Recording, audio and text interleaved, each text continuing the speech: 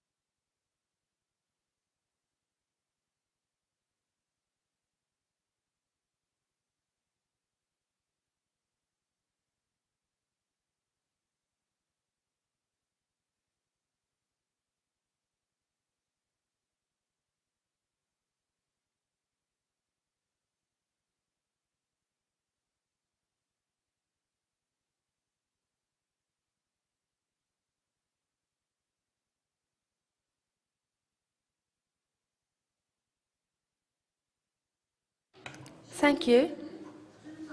And now we will leave you with a video screening prepared by Turkish Historical Society, narrated by the grandchildren of Erzurum's Mahanda village people lived the terror by Armenian gangs in 1914.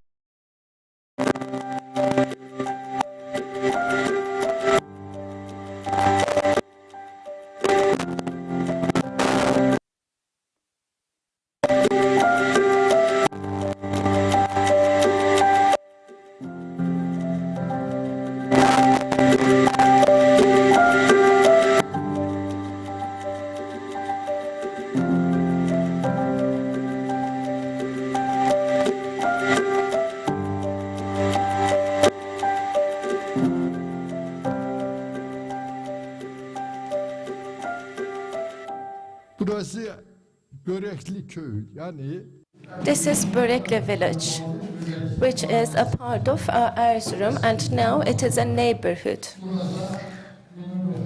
In 1914, as my father and neighbors told us, there was nearly 610 to 680 people living here.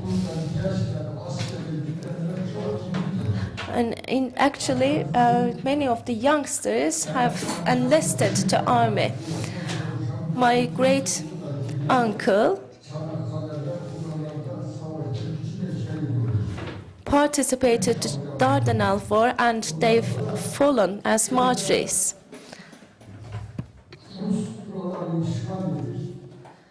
The Russians invaded this region back in that time.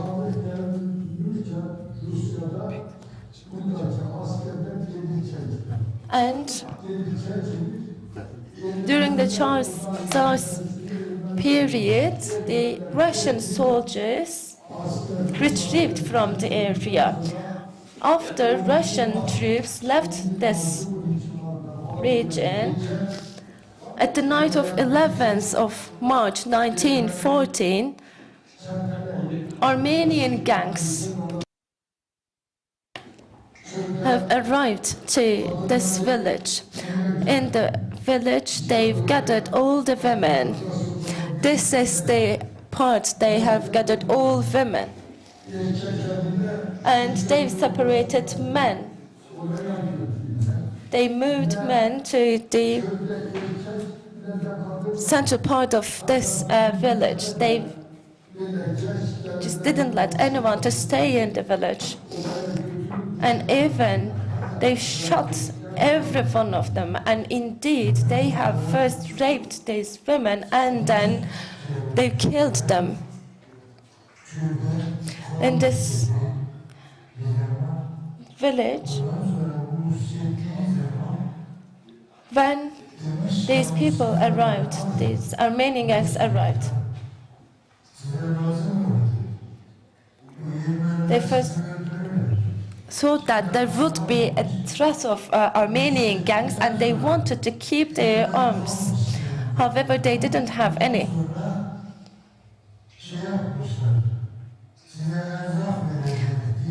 And Armenian gangs gathered all people by promising that they would give them food. And upon gathering men and women in separate places, they just burned every single house, burned down the village. Even my grandmother was here, Zekiye. She was here, and they just burnt women by putting gas on all of them, and they burnt them. They fall martyrs.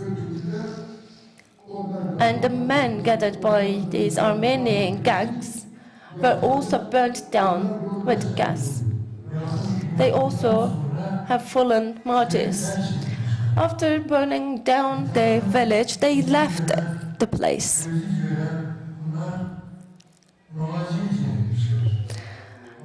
Only some of the citizens, the residents of this village, survived the attack, this terror, and they left their hometown, went to other places to live.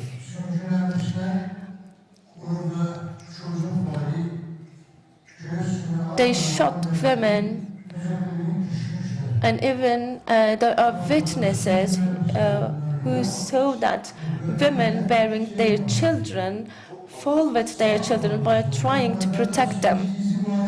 There were the signs of the trust on their bodies. They just trusted them, trusted children, and they burned their mothers.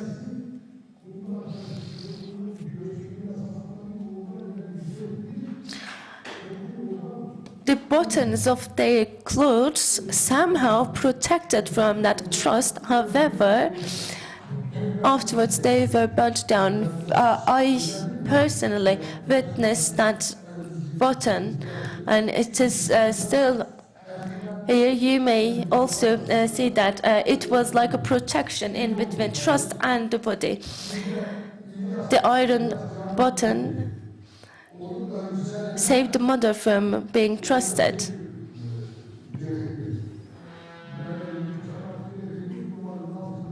On one side, they have burned the place down, and there were flames around the village. They tried to protect and save their children from those flames.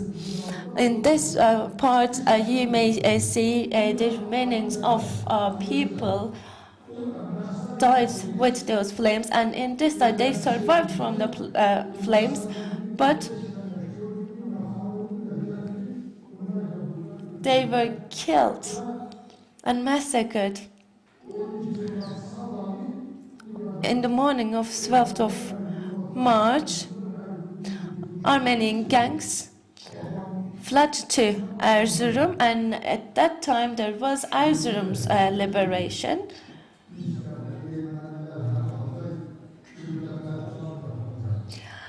My grandfather thought that I think there would be an attack by Armenian gangs, and my grandfather told my father and my uncle, who were at that time at the age of 12 and 14,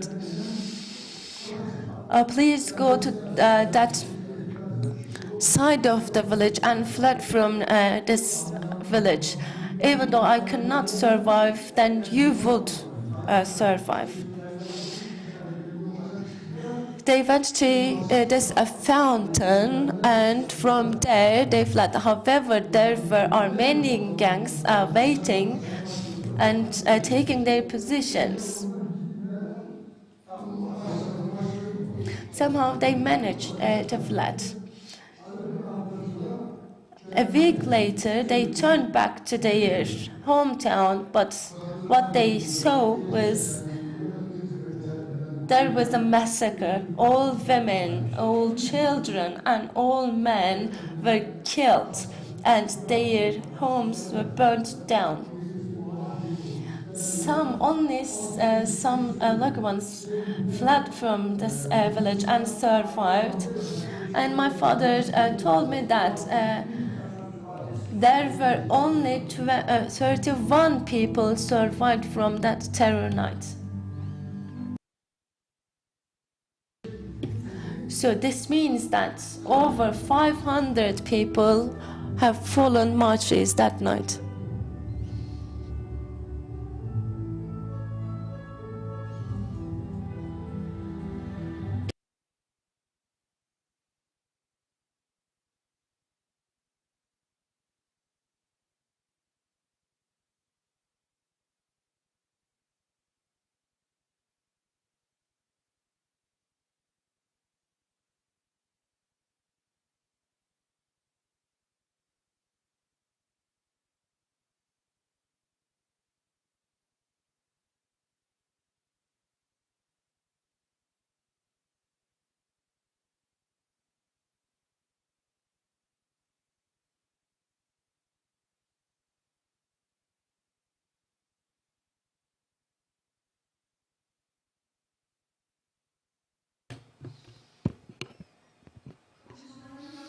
And now I would like to invite Professor Dr. Hüsnü Kapı, Director of our university, to the rostrum.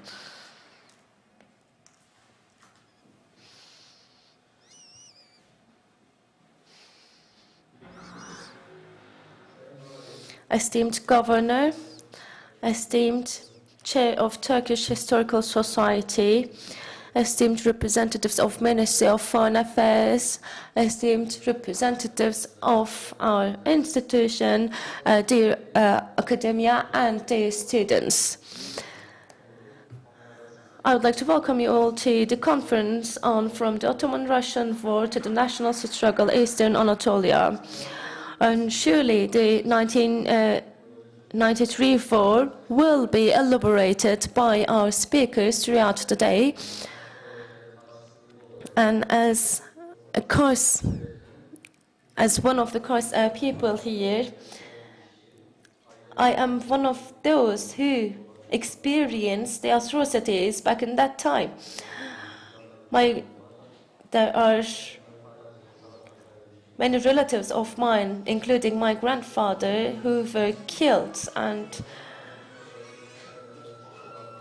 indeed, after 93 war, for 42 years, this place was under occupation, and we have suffered tremendously. So my prayers go with the ones who have fallen martyrs in that time, and we do pray that there will be never, ever such a cruel time in our land. And our historians will be elaborating the topic. As I've stated, unfortunately, many tragic events have been experienced.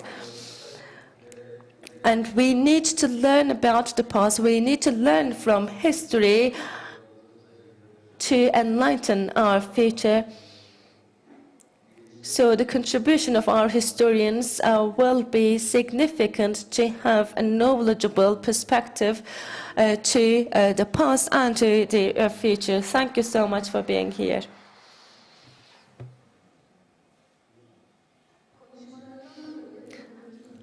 I'd like to thank our rector, Professor Dr. Hüsnü Kapı, for their opening remarks.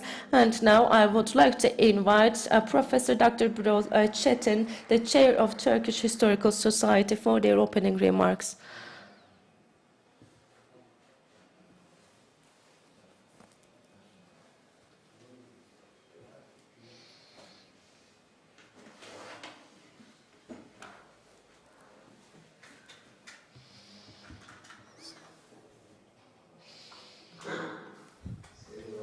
Esteemed Governor, esteemed Rector, the members of protocol, esteemed participants, I would like to start my words by extending my regards to all of you. Surely there is a lot to tell. And this is a very sad period, and no words would be sufficient to tell you all about it. Our archives, live witnesses, tell us everything nearly, and you have witnessed that during video screening. It is somehow a psychological torture. This is the 92nd year of the establishment of our institution, and Mustafa Kemal Atatürk ordered the establishment of our society. This is our motto.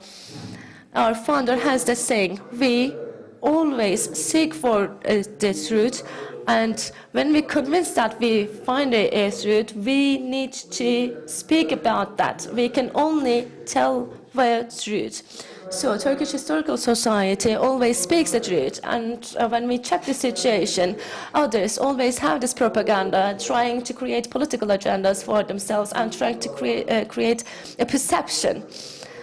And of course, after World War II, we have seen that their efforts have gained certain impotence, and they always claim that they are the victims of that period. However, when you seek for the truth, you will see this strength of truth. All the world knows that. As a country, in our foreign policy specifically, we try our best to create a peaceful atmosphere, and we try to manage stability. We are that country who is source in such atmospheres. And in Second World War, Armenians fled to our country to find a safe harbor. As there are lots of details, when you have unilateral narration, this is not acceptable. Why one nation does that? In Latin America, for example, last year in Argentina, in 24th of March, they have conducted symposium in 26 different places in just Argentina. And of course, their efforts are in vain because they are not quite successful in proving their claims. As Atatürk has stated, the truth cannot be revealed via narration, but evidence. There has been many incidents, and our historians will tell about that.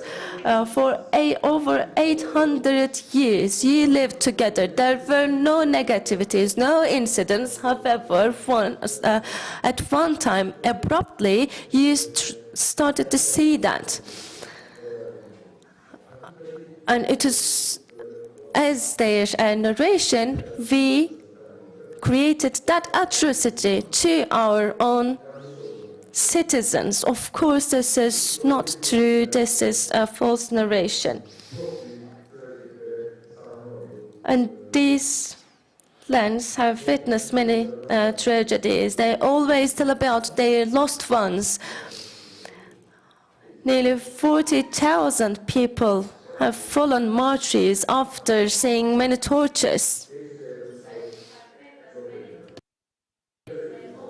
We have the records of that. Our archives are quite solid. We have the names of the members of those gangs, and we know what they have perpetrated back in that time. But we always ask the same question: why is it their purpose to spread this narrative? In psychology, you know, there is this phenomena. The murderer always turns back to the site of murder. It is quite valuable to have the neighborhoods. When we check our archives, there was a significant, a huge, devastating earthquake in Armenia, and it was the beginning of our Republic period. And then again, while we were suffering from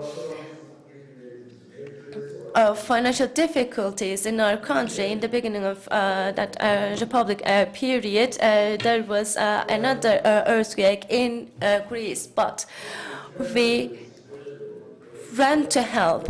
It was the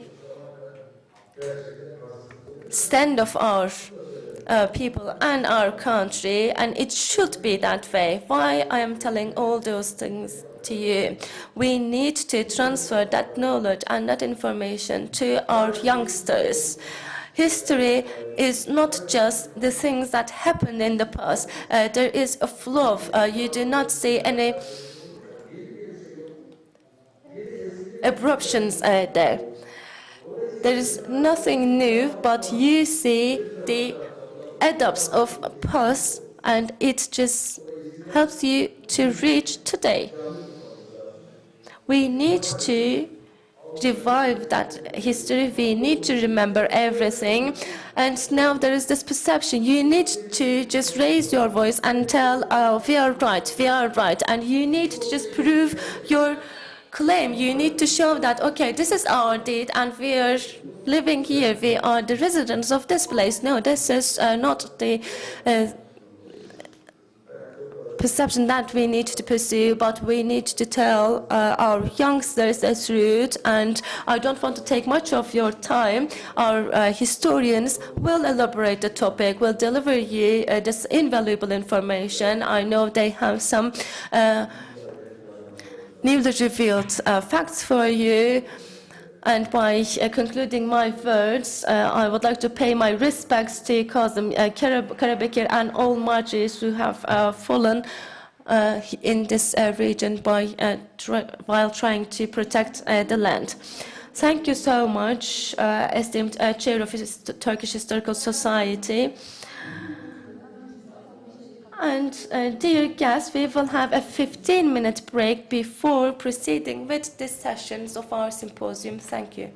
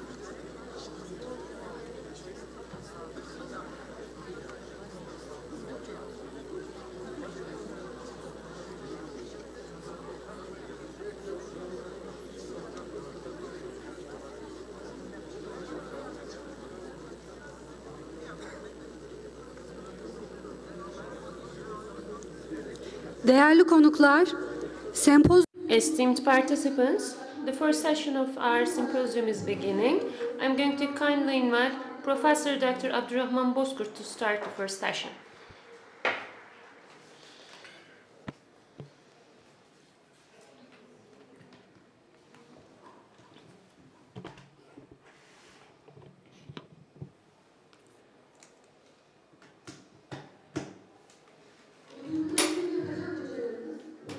The speakers in this session is Professor Dr. Selçuk Oral, Assistant Professor Dr. Mevlüt Yüksel, and Professor Dr. İbrahim Ethem Atnur.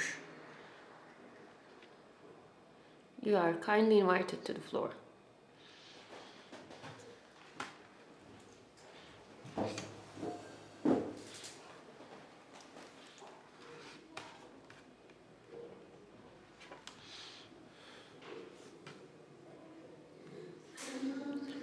Esteemed Professor, I'm going to leave the floor to you. Thank you.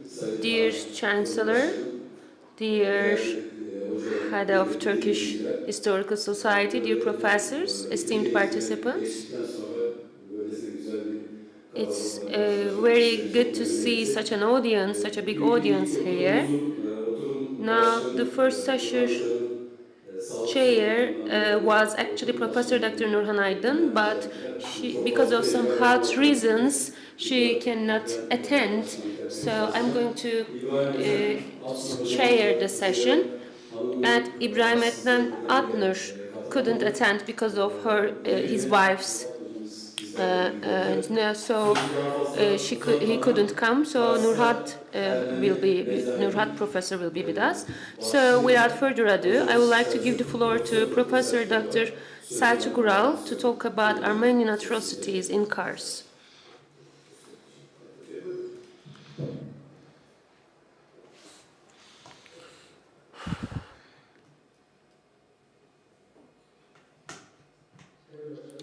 Esteemed Head of Turkish Historical Society, dear participants, first of all,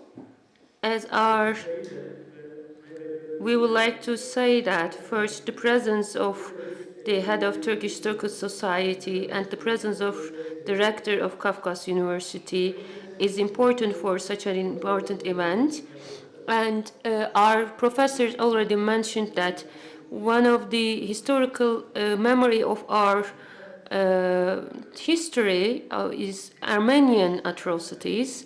So to meet you in such an event is of high significance for us. And so for that reason, for the other speakers too, I would like to give a general framework. And so my speech is about Armenian atrocities in Kars actually, but you can see the similar atrocities in Van, Bitlis, Bingöl, and also actually the things went on in Kars were already seen and witnessed in cities too, we can say. So with some general information I am going to say, as you will see that with the general information I will give you, is you can assume that these are already old earth, and even it is in the Caucasian region, in Azerbaijan or in Iran, you will see that the same atrocities, the same events were taken place there. So we would like to say some events. We would like to say some events about that. One of them is the 1993 war, and also which was already which is called as 93 war, mostly in common language, and with the Turkish-Russian wars. It is an important turning point in Turkish-Russian wars. Why we started the era from here? Because in 1877, it is actually different from the war is different from the ones taken place before that date. But in 1877, as of 1877, the new struggle area is not the Southern Caucasian, but the Anatolia itself. So for that reason, every loss in this area is actually a threat, which is the sociological and political integrity of Anatolia. So we weren't actually defeated by Russia in this era, but it was actually a step to divide Anatolia and to get a bridge point for the Russians. So it was every loss was challenging for us. It was an important turning point for us. And also in 1914 we were actually in a struggle of survival. Actually, you can see that in many artifacts of our professors, because we should wipe out Russians to protect the integrity of our country. So if you lose Kars, it is something coming from the ancient times. If you lose Kars, you will lose the Anatolia, and also the eastern Anatolia too. So this is why 1914 and 1918 was the struggle for survival for us. And though it started in an unlucky way with Sarıkamış, and Sarıkamış was a big military loss for us, and the third military 60 or 90 according to some sources, according to some of the commanders, 100,000 only 100,000 warriors were there, and only 13,000 of them were alive after the military attack in Sarıkamış. Because we know actually the injured one, the captives, and in all of them, we have lost 90,000 forces there in Sarıkamış. So it paved the way for the occupation of the area. So in a very short time, Russian has passed Caucasian region in a 50 years, but they can easily won the area because of geographical and military reasons I have mentioned earlier. It's because the third area, the third military garrison was actually army was lost. So the army went back to the eastern Anatolia, and also Armenian atrocities started. We witnessed the Armenian atrocities there. So in 1877, 1888, there are actually some people who escaped from these wars and occupations, and which actually destroyed our geography. And also the Armenian people started in 1914 and 1915, the atrocities, a storm started. So these losses, we have lost a lot actually during this era, starting from Iran, in some other Ottoman provinces already witnessed, and even some of them migrated to Azerbaijan. And there are people who are working on the history of this area. Batı Cemiyeti Hayriyesi was an organization. It is important for Kars and geography and for Azerbaijan. So we know that we are similar. We know that Azerbaijan brothers and sisters has helped a lot for Islamic ideals, but Azerbaijan brothers actually started these migrations. So the fate of our nation and Azerbaijan started together, and it's common for both of them. Actually, we should say we have sent them some food, some doctors, some. So this brotherhood actually started during this era. We should also say about that. It is important for our history. So, of course, for the third turning point is actually the National Independence War days. Of course, there were some losses and wins. And after the Soviet army left the areas they have occupied, we have started a big operation. We always saying that there is the Western, we always keep the Westerns as an example, but when we compare the Turkish army, the Ottoman army, and the Third Army, actually they have paved the way in this area in a month. And because they were actually facing a very mad and Armenian gang and also the Russians who are supporting them. And it was a struggle of survival. It is actually a life and death struggle. And in a month, our forces saved Erzurum and then Kars in April 25 and liberated the areas in a month. And of course, after Mondros treaty, of course, it was a black day, as you know, and the developments after that, we will have a new occupation, of course, and a third important atrocity started for 2 years in the area till 1920, and especially from the documents of the State Archive and Turkish History Institution. Let me give some figures only. Only in 1920, in Kars province, we have lost 48,000 people. So, think of a population of a city. Kars has 100,000 population, let's say. So, half of the population. So let's think about that. Think about this figure. 48,000 has fallen as a martyr. So, especially for the villages, for example, we have more than 500 villages, and 60 and 120 villages were burnt down. But the number of the villages attacked are higher than this number.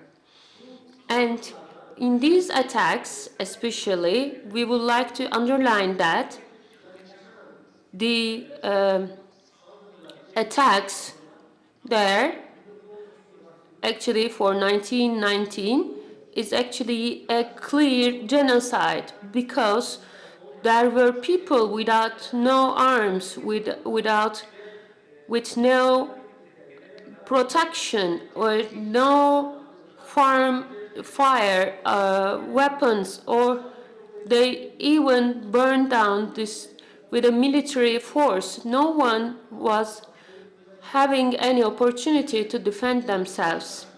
So these were the villages, and these atrocities were so bitter. So this is the reason, because the Armenians had an ideal of big Armenia, and to make the area as a part of Armenian. After Armenia was established in May 2016, 1919, this area was occupied and it was invaded. So, and Armenia, as of these days, has been an enemy of the national independence war in Turkey. So, without taking your time a lot, I would like to also say that not only the women and the kids and men that were slaughtered, but we have seen that the people who were fallen as a captive to the Russian and Armenian forces were also killed and exposed to atrocities. And in Kars station, for example, they were in groups. These Turkish captives, were waiting in the Kars station, and they were slaughtered in this station. We have seen our mosques were taken as a target, our homes were taken as a target, and everything which were carrying the Turkish Islamic identity were attacked. So we should also say that it is actually also we were exposed to a cultural genocide too. So today, for example, when you have a look to a view in Karabakh, for example, we have seen the remarks of that until in 1919. So you can take this, you can see this similar atrocity. There is no difference with this atrocity in Karabakh. Tashnak mentality in whatever era you are living in. People, we say that people are developing, but this mentality is not changed. It is still the same. The Armenian state still has the same mentality, and if they don't change this mentality, this geography will not have peace. So we would like to say that it's actually we have to take a different procedure or a way to take a different way to change this mentality uh, to to of course these relations are not on shouldn't be built on an enemy feeling, but we should think of new ways to defend the truth. Thank you so much. Thank you.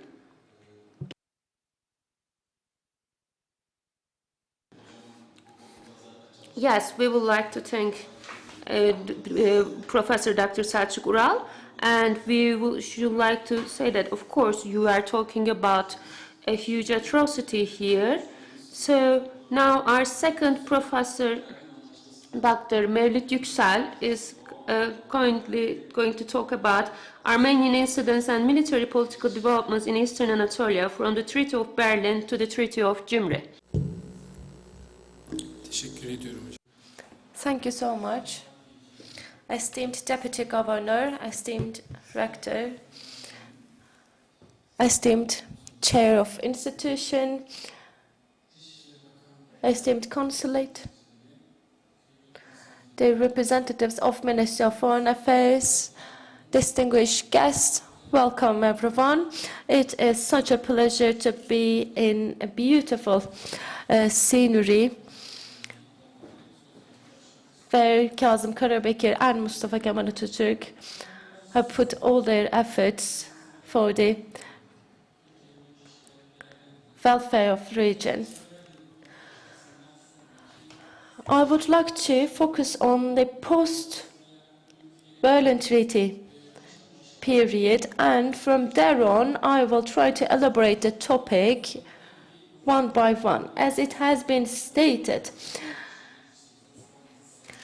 Ottoman-Russian War in between 1870 to 1878, which is known as the 93 War, has led to certain issues. And after this war, we have two treaties, Ayastıfanos, as known as Yeşilköy Treaty in Turkey. I don't want to go into details of historic issues, but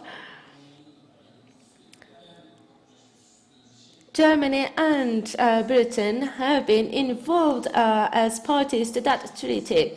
After Treaty of Berlin,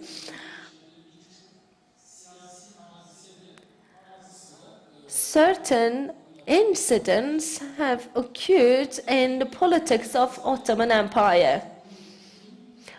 But the important thing is that these events, these incidents led to international incidents, not national only. Ayastıfanos Treaty have been identified as an international problem by the major players of politics in the world, and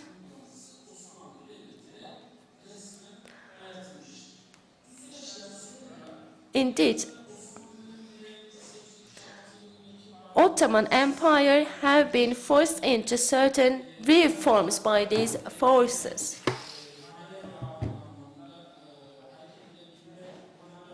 In order to certain Armenian revolts have gained flexibility and opportunity to move freely in certain areas. And starting from 85, they've started to create their own communities. These Armenian committees first established in Argavan, in Van, and then in 1878, with the leadership of Azarik, they have created Hunchak Committee, and then in 1890, Bıçak Committee, which was established in Switzerland, and then Tashnak Committee.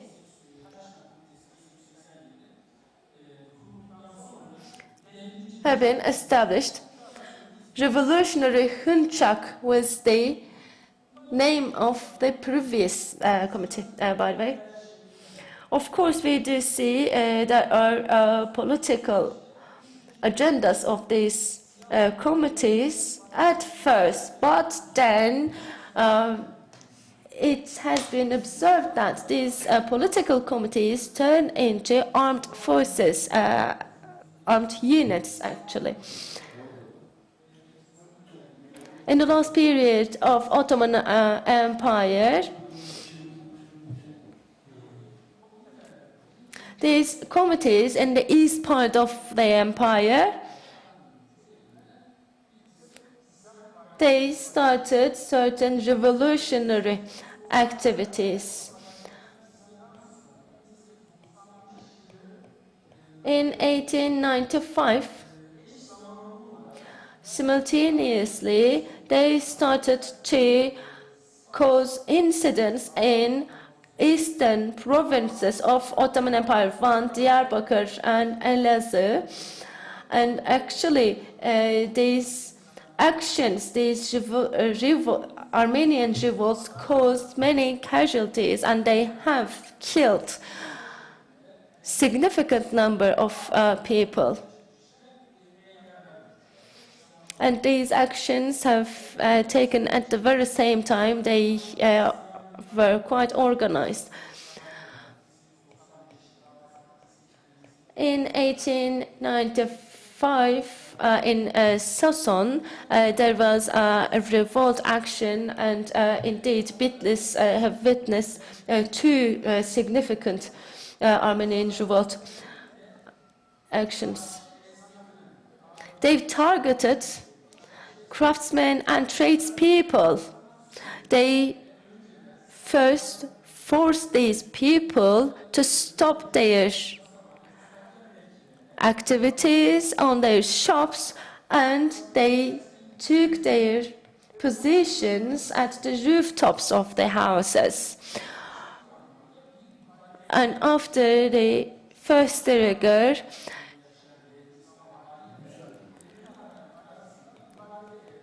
Islamic community and Armenian community living in that region collided.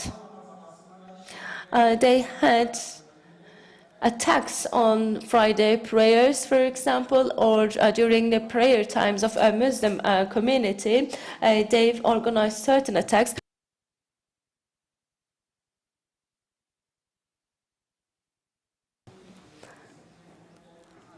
And indeed, the terrorist organization still trying to actively operate in Turkey, of which name will not be pronounced by me today, still follows the same pattern, actually. What were the aims of these Armenian gangs? Their first purpose is to create a propaganda in Ottoman Empire, and it was when we have literature search in British archives, for example,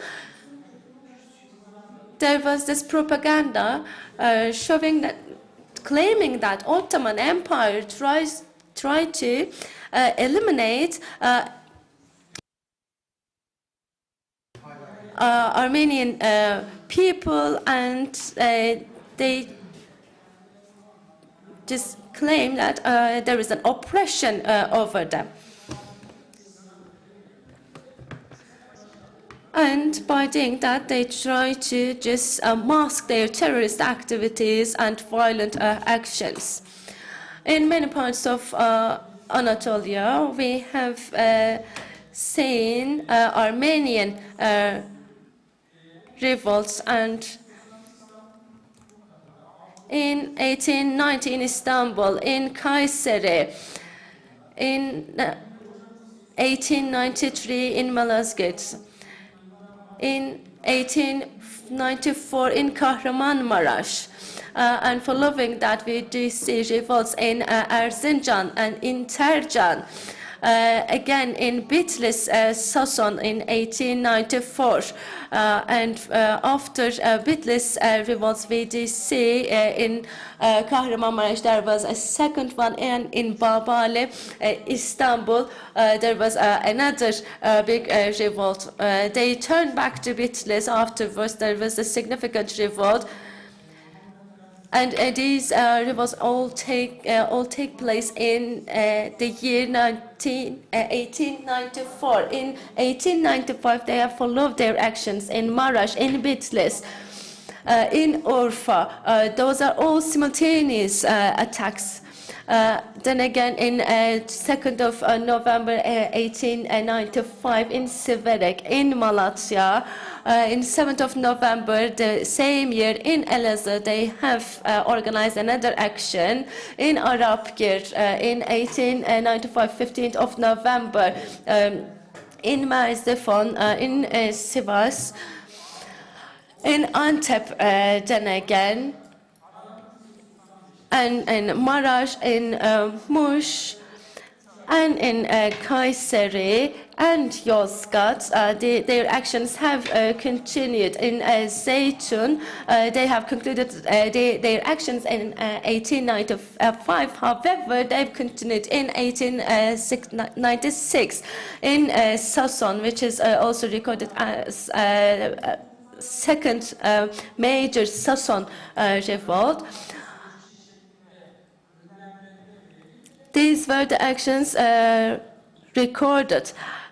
For a while, they've ceased their attacks. However, after a while, these major Armenian revolts continued their actions by gaining power. Actually, we always discuss the issue, but we know that these actions of Armenian revolts created the basis, the fundamentals of the incidents of 1915. Every historic event has a cause, and the cause of 1915 events were already listed previously. Ottoman Empire ordered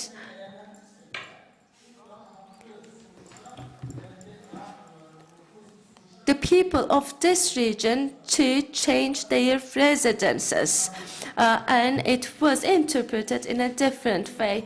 After 1950,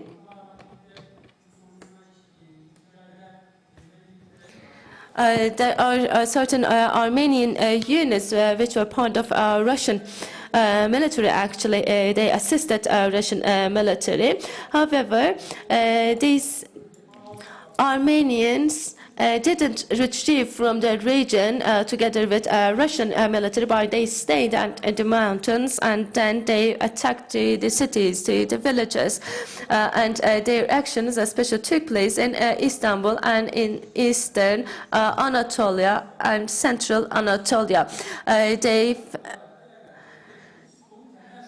The committee centers, which were identified as the superior decision point of the attackers or Armenian gangs, have been closed by the decree published by Ottoman Empire, and the measures taken in order to prevent any negativities wouldn't have succeeded.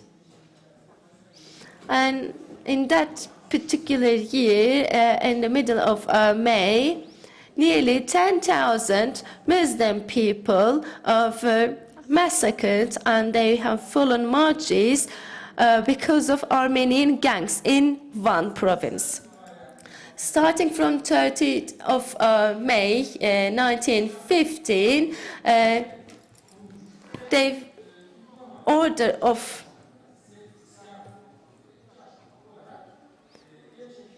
the change of place for these people, the relocation and resettlement law was enacted. And in that time, nearly 650,000 people were under this relocation and resettlement law. You may also refer to international resources. The figures change in between 650,000 to 700,000 people. All these people were forced to relocate to Aleppo, Syrian region, as because they were connected to these Armenian committees who petrified terrorist actions. Cemal Pasha welcomed them as the head of 4th Army of Ottoman Empire.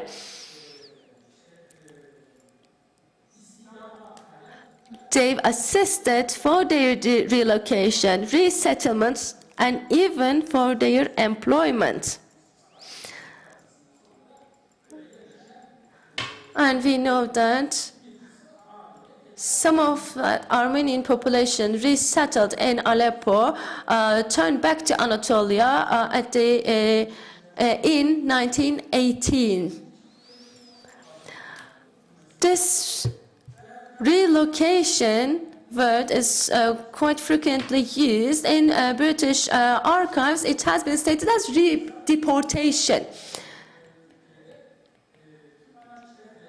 And I do believe that this relocation and deportation have been confused, and the meaning lost in translation by historians. So there was a different understanding of these actions, actually.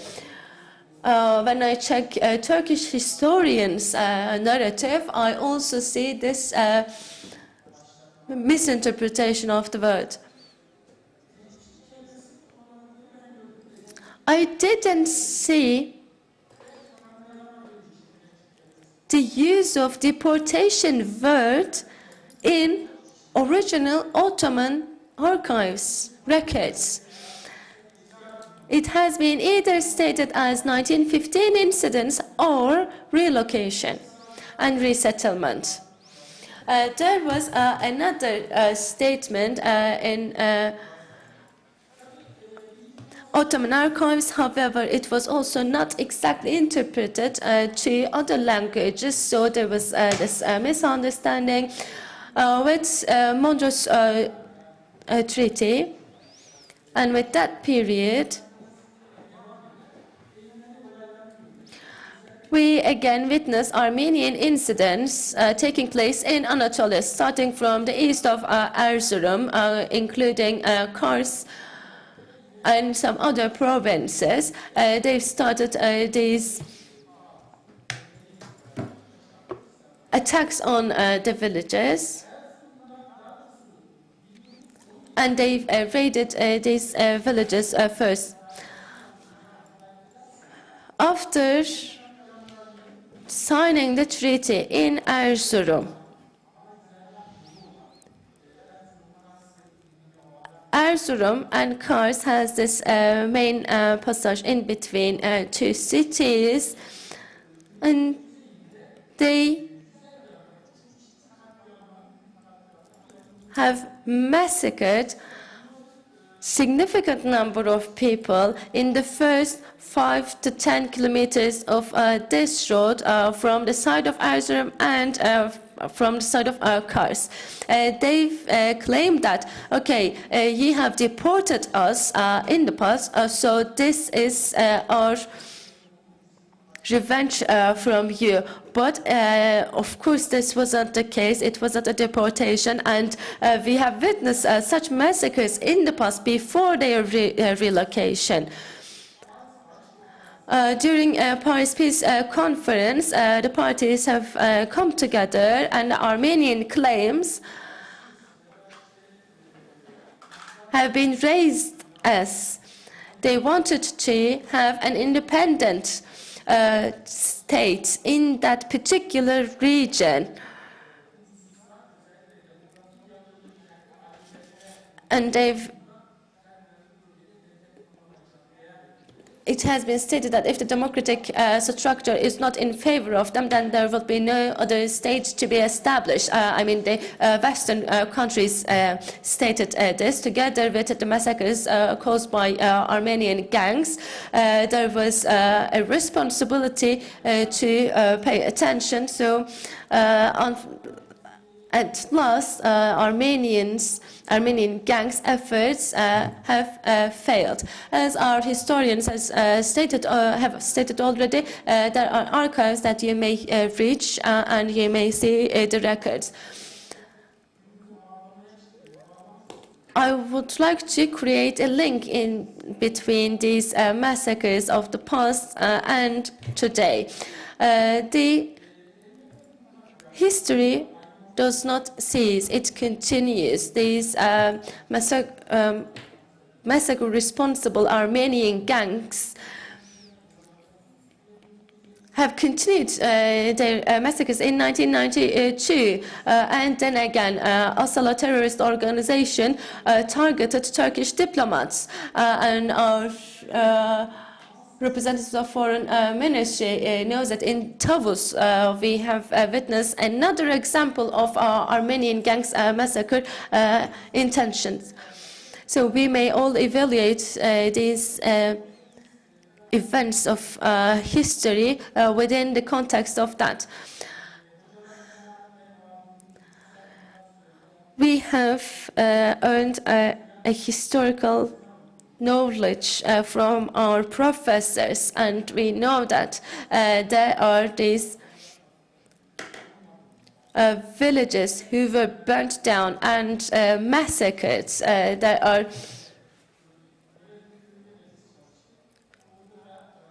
all evidence of that. In Berekli village, for example, there is a mass grave of 300 people, and you may see those mass graves in different villages of Anatolia. In Erzurum center, for example, central Erzurum, there are Turkish Muslim community massacred and put in a mass grave. In another city, for example, 3,000 people have been massacred in Solucan, in Yeşilyayla villages, for example. These locations are all on the way to Kars from Erzurum. In Kalamış, in Derecek, in Kars, Iğdır, Akmehmet, Karaköy village, even reaching to Nahçıvan, there are numerous mass graves, and those were all proven, and we, thanks to the leadership of Turkish Historical Society, we have elaborated the topic and put all the findings into literature. And surely it is quite difficult to have these excavations in Çatmalı, for example. We had certain efforts, but before that we worked in Berekli village.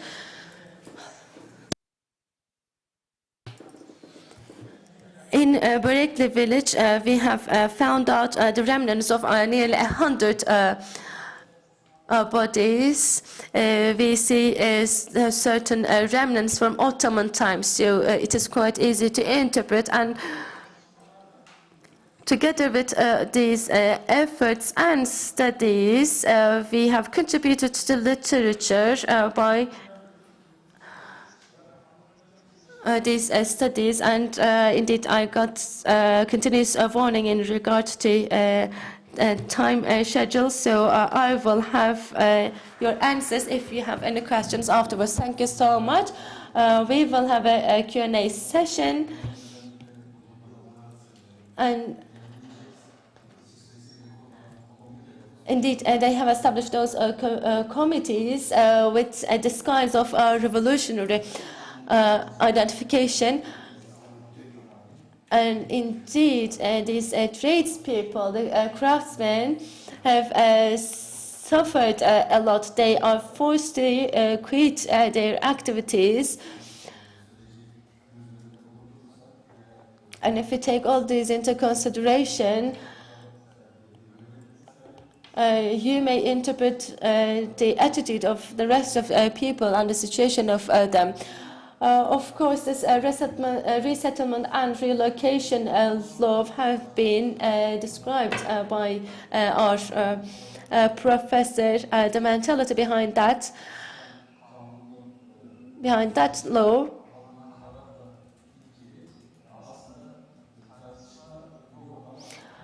is not open to any question and interpretation. However, it was deflected afterwards, and Nebat Arslan will be delivering us details in regards to the activities of Armenians back in that time. I believe Feridun will be talking about that.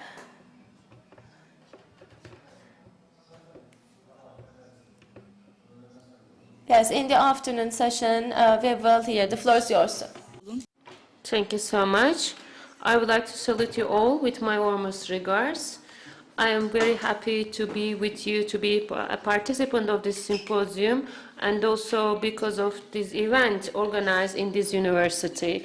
As in our country, as you know, after the pandemic and also because of the earthquake, these events are important more and more because we are happy to see you face to face. I would like to say that. And so among the symposium discussions, there are, I think, our speakers will touch a lot of atrocities where the Armenians made. The political and military operations of Armenians will be dealt well, I think that, and they will talk a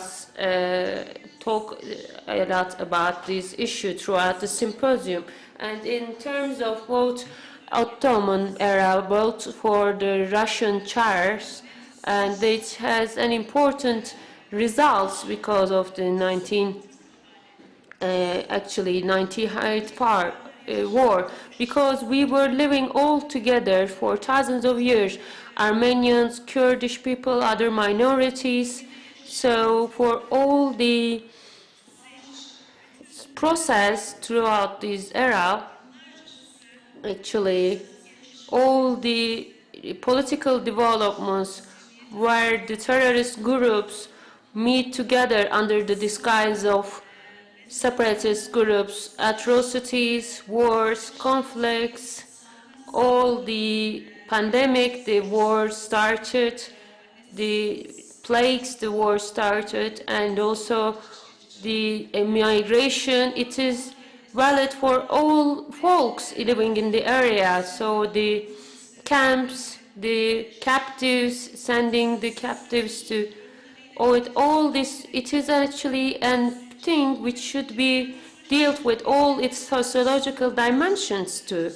So both for small states, both for it also bring out some separation of the countries, and like Austria, Hungary, like where all the states have been divided. Actually, some of the big states were divided after this era.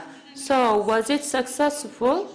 The wars are not a thing that can be defined as a successful one, because all the cultural heritage is destroyed, all the geography is destroyed. We have seen it in Syria recently, and also in other eras, in other places, in Ukraine, for example. We have to work for the recovery of this area for years. So we cannot say that the wars has a successful result. So, yes, the Ottoman War, for the First World War, of course, it couldn't prepare for the World War because it was tired from the armies were tired because of the other wars before that, and it couldn't make enough developments. The Armenians and the minorities started their efforts if the war will erupt, and the minorities of the Russian were already started, but we weren't well prepared like them. So we like to say that there are two expectations in this area. So, for example, first to get the area, and also so that the state will have some small losses only, so that the Ottoman would like to enter into the war and make an alliance with Germany, and so that they can have less damage from the war. And we would like to also be an ally of Britain, but they didn't accept it. But Russia was a country with huge ideals, with mega ideals, like Petro would like to enter into the warm seas, you know, and also the Rus Tsar, second Nikolai, also was visiting here, and his aim was to actually occupy even till the Bosphorus, and if Armenian state is established, they can support them and govern them and rule them, and also so that he even said that our aim is to enter into the Bosphorus and the other Dardanelles.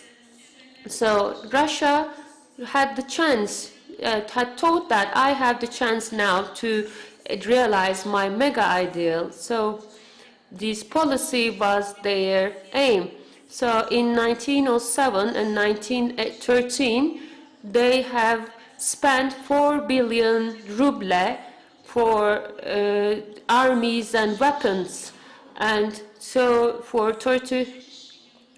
975 million rubles were spent for the army. So they were actually preparing for themselves to find a chance, to wait for a chance to realize this dream. And with the then, of course, the First World War was a chance for them. So after this alliance, they also started some propaganda among Caucasian folks to make them revolt.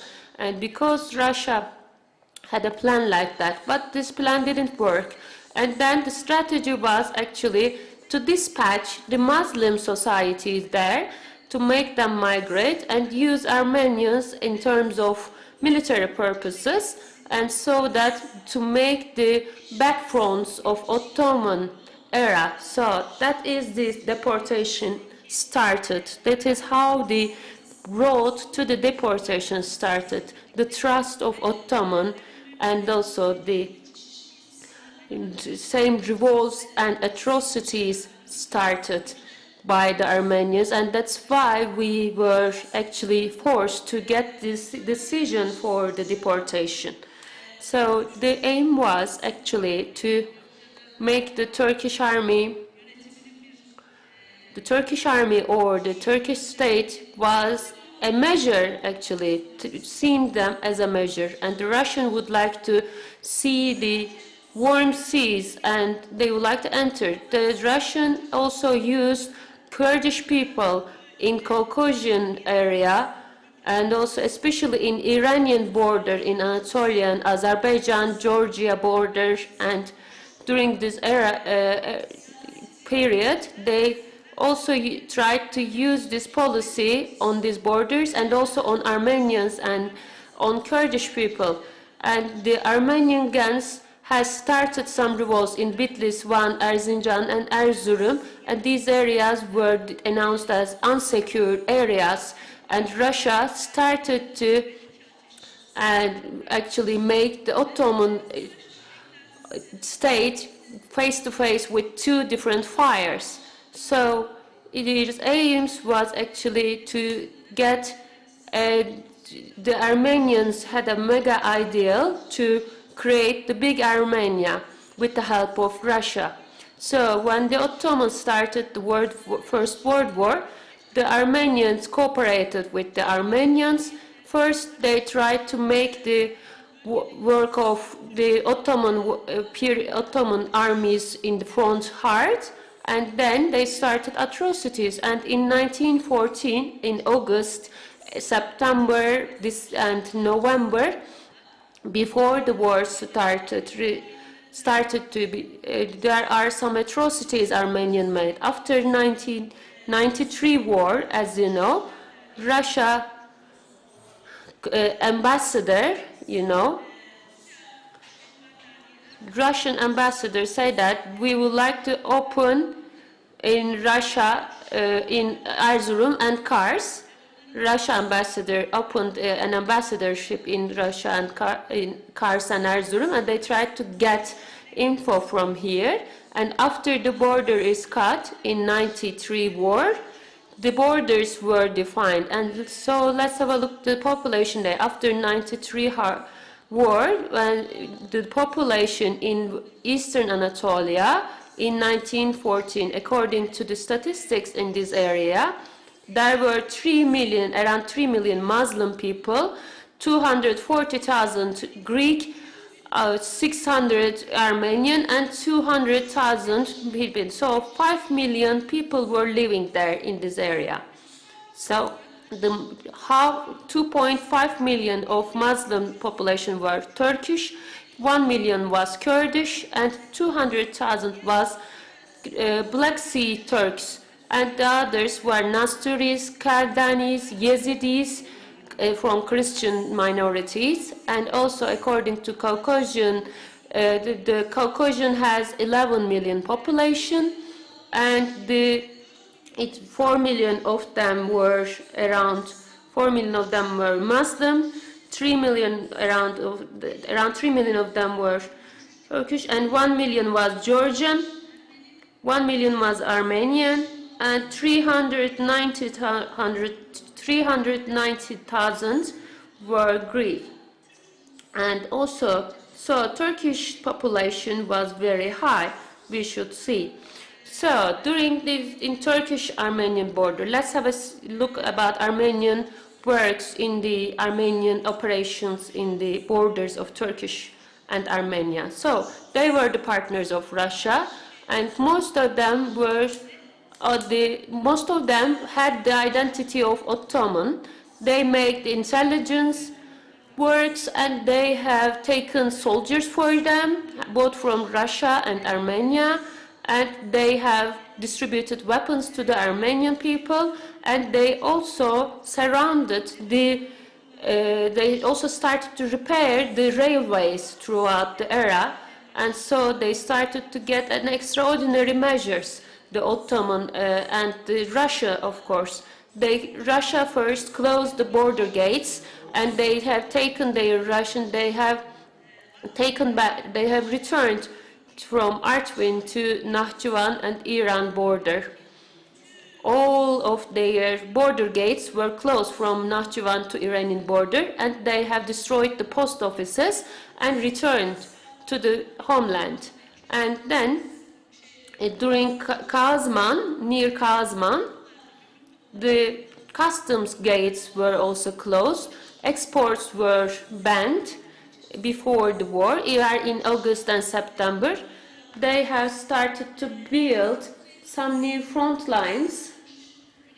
One of them was in Kars Kalesi, Kars Castle. They have started to build new bastions near Kars Castle, for example, and they started to collect intelligence. So from the Kars, from Bulgaria, according to the intelligence from the Bulgarian ambassador in 1914, and also Trabzon governor also sent an intelligence to the homeland and say that all ambassadors say that the Russians are preparing for a big war. So in August 5 in September 1914, we get some info from these consulates. So the Armenians are started to be registered into Russian army, and Erzurum governorship and the Third Army started to take measures against all these events. And then in some villages in Pasinler, some works of Armenians were tried to be examined, and there are some measurements are started to be taken. And another important point is that during this area, Caucasian, Kars, Aramanis, some gang leaders, Aramanis, were sent there, and they started to register the Armenians to the Russian army. So he put a lot of effort to it. So these are important gang leaders who had put a lot of effort to take soldiers for themselves. So we have started to take some measurements. So first, for example, the Ministry of Interior Affairs said that we need some police officers who knows Armenian, who can speak Armenian, so that they can help to collect intelligence. And also we need to collect some new Armenian, some police officers who can speak Armenian. So because some of the areas, people think that they are not, their life is under threat, so they would like to go back to their country. So some of the consulates, for example, want to go back to their countries because they say that they even say that to the consulate that you shall not leave the country because our Russian consulate couldn't come. So they even make him wait after the consulate comes. They also release him to go back to his country. And so then they started to raise awareness among the folks against Armenian efforts and against Armenian operations. But unfortunately, some of them, the consulates, were killed in Berlin by Armenian gang leaders. Yes, the Iktam newspaper, for example, was talking a lot about Russian, saying that Russian has made them a trick, and then they cannot do something. So we see that the efforts of both countries started, but we should say that Armenians were more prepared than us, because 8,000 gangs members were there in Kazman, and they were prepared to attack against us. So two important examples too. Selçuk Bey mentioned about 48,000 of people who were killed by Armenian gangs, and in 1920, in August, in 1920, in Kars, there were around people were slaughtered with different tortures, and there were around 10,000 people who were killed by different way of tortures. And in villages in 1,900 people were killed. In Arpachay, immigrants were attacked, and 148 people were killed. We can increase that because it was an incredible and an unbelievable atrocity. And so we also have a document that some Armenians were actually officers of a Russian army. An Armenian was taken as, his name was Nazar, and he was actually a soldier before, and among Russian captives, he surrendered himself to Turkish army, and he says that I am not the member of an Ottoman society, and he says that I am an Armenian living in Kazman. I am not lying. And here they are saying that how can you speak Turkish? He says that I was actually a guide of the Russian army, and he says that let's think that he was actually a Turkish soldier. But if he says that I am a member of a society, if it is detected that he is a member of society, he should be sent to the martial court and should be put into trial for the accusation of treason, you know.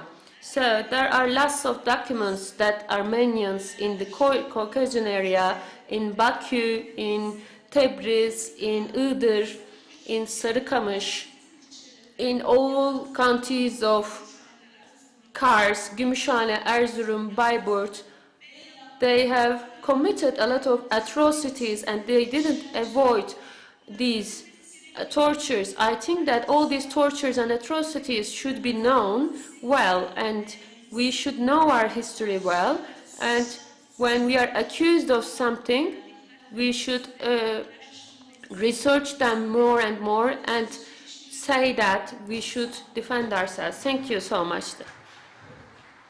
Yes, just in time. Thank you so much for your efforts. So Q&A now, or any contributions, we can give the floor, we can give the mic to you. So please start with your name. My name is Ertürk. First of all, thank you so much for your presentations. I would like to ask a question to Mevlüt Hoca. So you have mentioned about Berlin Treaty and Gimri Treaty. So it's actually a turning point, you said, in 1890. So did the Ottoman, didn't they take any measures against Armenian during this era, or what are these measures? Thank you. Yes, a good question. Ertürk is also a student of mine. I didn't expect a question from him, actually. Yes, the Ottoman state against these revolts, actually, yes, they have taken some military and administrative cautions and precautions about that, but there is an interesting point here. They have created a committee which is called as Nasihat committees, like an advisory committee, a counseling committee. So the local administrators create the intelligence. They have sent this info to the intelligence, to the Ministry of Interior, so that saying, for example, Armenians are collecting weapons here or doing that, this and that. First, the Ottoman, this is interesting. First, they have taken the important leaders of Armenian together, and they have started advising them, saying that this is the road, this is a wrong road you are taking, and so they tried to say that you should give up and you shouldn't cooperate with these gangs, they have said. But though the revolts started, and then they have taken the military operations, the military precautions. Then the gendarmerie actually were on the field. So there were, from the Turkish side, there were a lot of martyrs, you know, and civil people, you know, and most of them are gendarmeries or military personnel. We would like to say that. And so first, they have created an advisory committee so that they can advise them to stop their operations, and then taking the military points and then giving that. Yes, thank you.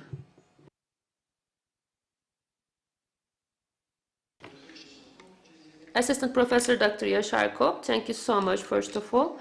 I'd like to make a very small contribution, as Mevlüt Hoca already said, and he has given some current examples too. Ali İzzet Begoy say that when genocides are forgotten, they will be repeated. So we are in a meeting now, in a good place, but especially as Nebat professor say, 8,000 Armenian gangs. One of them, these Armenian gangs, has killed my grandfather too. So we are in Kars. we should like to say that. People didn't say that actually. The Armenians come to Turkey as tourists in cars in Karakoyun, and even they buy some gravestones, some tombstones, and even break these tombstones, you know. So we would like to say that, we should say that our state is very strong. No one should dynamite these dynamics of this state. So we should think about that as first of all. They shouldn't think of they even buying land in a direct or indirect way. So we should actually take some precautions. I would like to say that we should take precautions for buying the lands of our homeland against by the foreigners. I would like to say. I would like to extend my thanks to Selçuk Hoca and Nebat Hoca. Thank you so much. Teşekkür ederiz. Bir arkadaşımız var.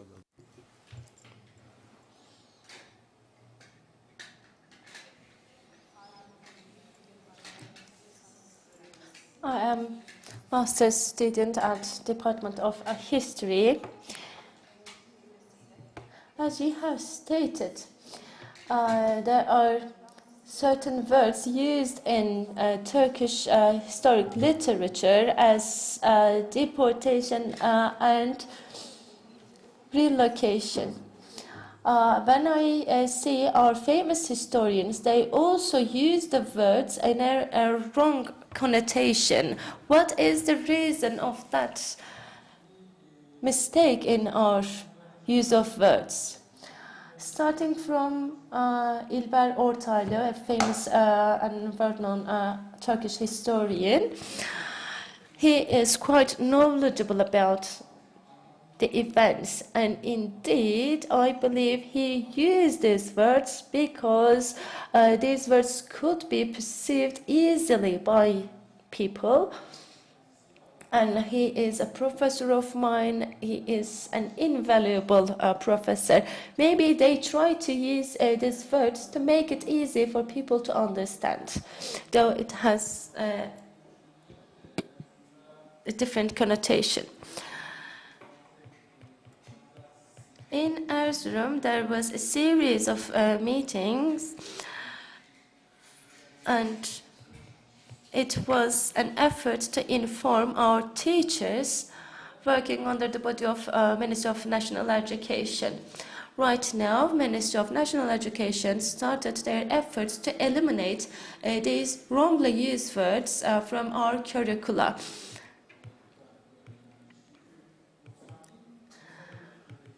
For example, there was another mistake. It was claimed that there were marches from our side with a figure of 90,000 people in Sarıkamış battle. However, that figure is the total number of soldiers at that particular location. I mean, there could be certain wrong statements. However, there is an ongoing effort to eliminate all those from the curricula and from our narrative. As I've stated, I use the word relocation and resettlement. In our institution, Yusuf Halaçoğlu and all our valuable professors put all their efforts to correct that statement, and also Patriarch's records were used as a source to compare our findings also, but our findings showed that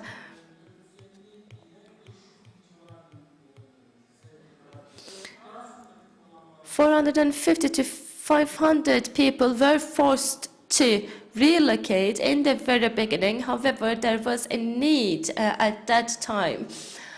How to do that, how to do this, etc. There was a confusion, and there were certain exemptions from the practice, but you need to take all this into consideration. The total number is now, as we assume, 650,000 to 700,000. In the past, we have figured out it was 450 to 500,000 people.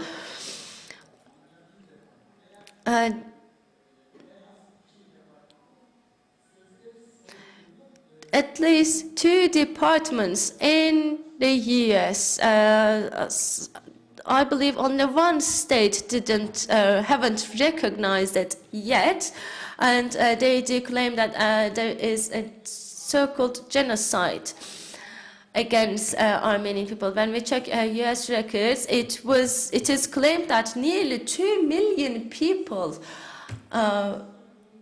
were massacred and forced to relocation. However, the archives do not reflect this, and our Ottoman archives are quite valuable. Ottoman Empire paid utmost attention to diplomacy and archives. They kept all the records. So in our records, we do see different figures, and we need to immediately inform people about these, and we also enlighten people about the difference of deportation and relocation, so they can eliminate these wrongly used words from their narration.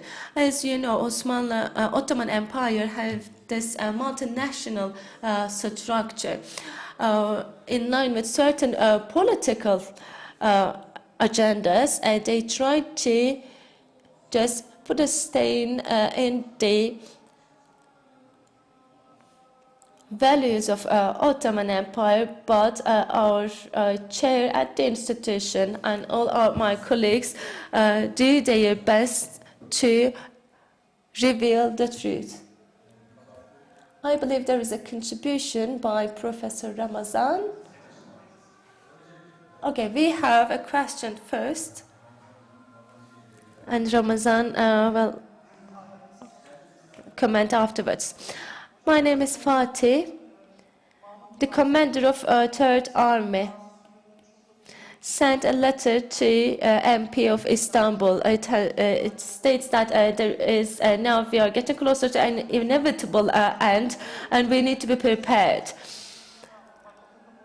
Though there was a challenging financial situation to support army, it was decided to allocate a budget to relocate and resettle these people. It was a difficult time for Ottoman Empire in terms of financial resources, but they have allocated that resource in order to safely resettle these people. And is it really the rightful response from those people claiming all these things?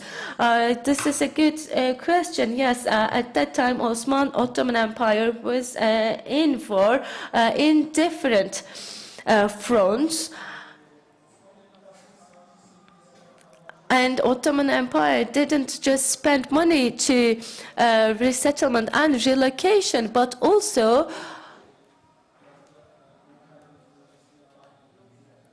including the region of Eastern Black Sea region and Eastern Anatolia. They assisted these people to relocate to central Anatolia because there was this pressure and actions, unacceptable actions by Russian army and Armenian revolts, gangs. So they have spent money in order to relocate these people, and they were not only Muslims or Turks. The commander of 3rd Army was not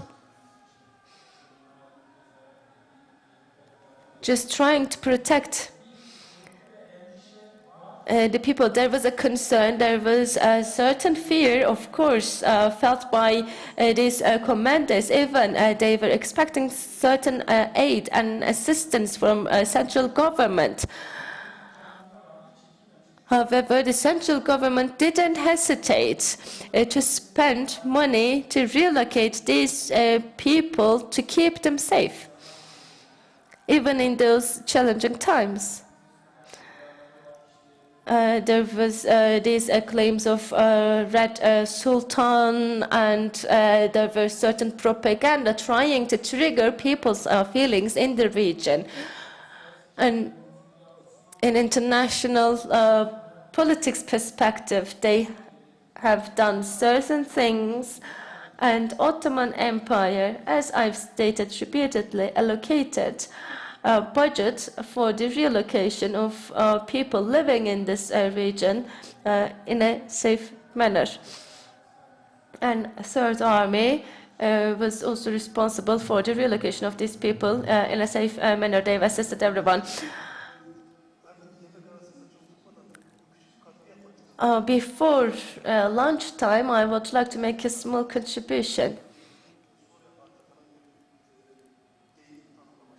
We have this saying. In a classical period, it was we are recognized as a people of an Islamic empire. In Ottoman literature, there were no discrimination in between different nations. So it could be Armenians, it could be other nations living under Ottoman rule. They were all people of that empire. And indeed, afterwards, with certain political changes in Ottoman Empire, there was some different sayings. It was identified as loyal public in the past, and we always narrated that as the revolutionary activities of these loyal publics. So I believe that there was a need of amendment in that narration too. Last two questions, please.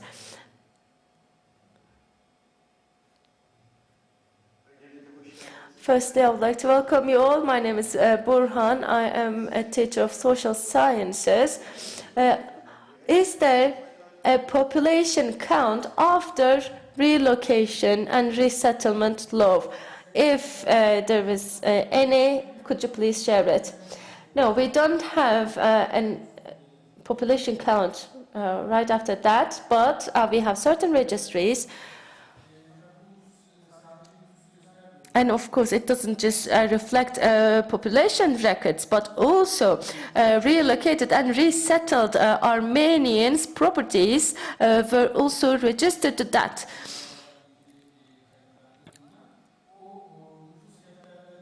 In that population registries, the most important one actually, Talat Pasha's register book.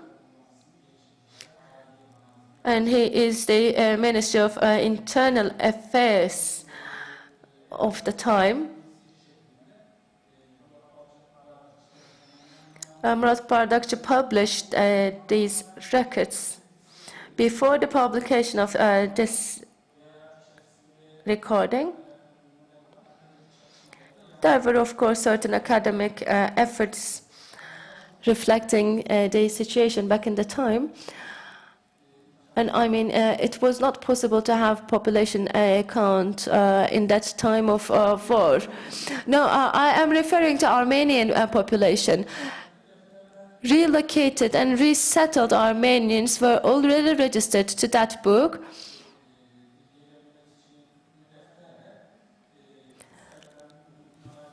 And indeed, local registries and central government's registries are a match to one another.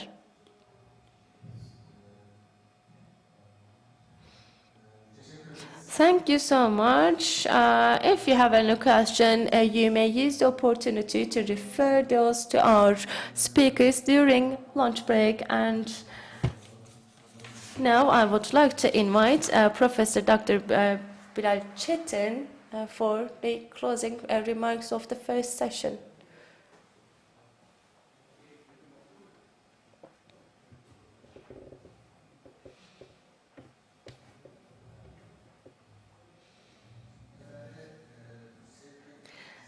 In general, in this resettlement and relocation law, they try to create a perception like there was a genocide during that action. No, it is of course not that. You are just moving people from one place to another, resettling them, the relocation of them. This is the literal meaning of the word. There is a connotation created by certain groups. I just wanted to highlight that.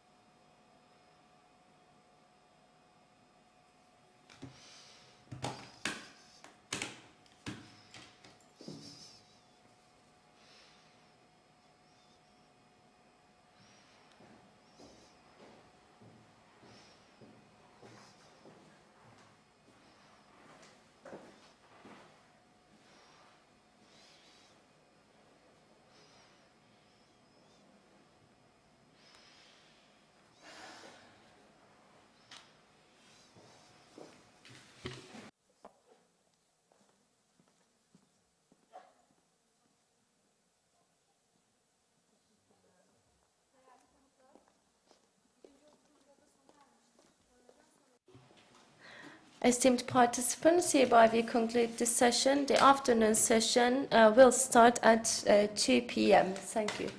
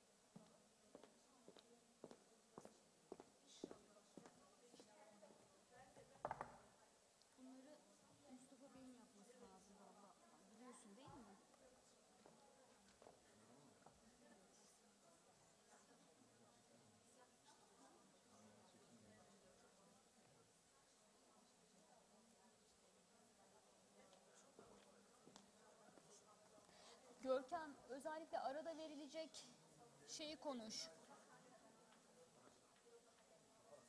Tamam. Değil. Ha.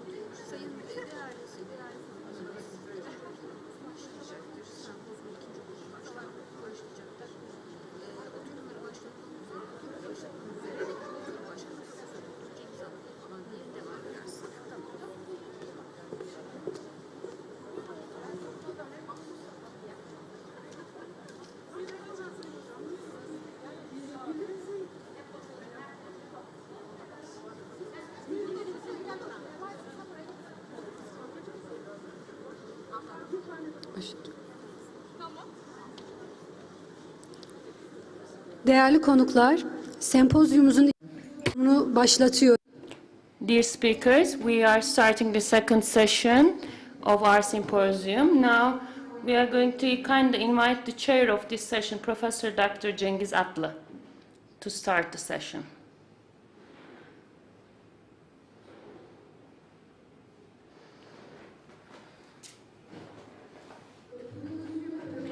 The speakers of this session are Assistant Professor Dr. Ramazan Erhan Güllü, Professor Dr. Abdurrahman Beskurt, and Professor Dr. Ferdinand Ata. You are kindly invited to the floor.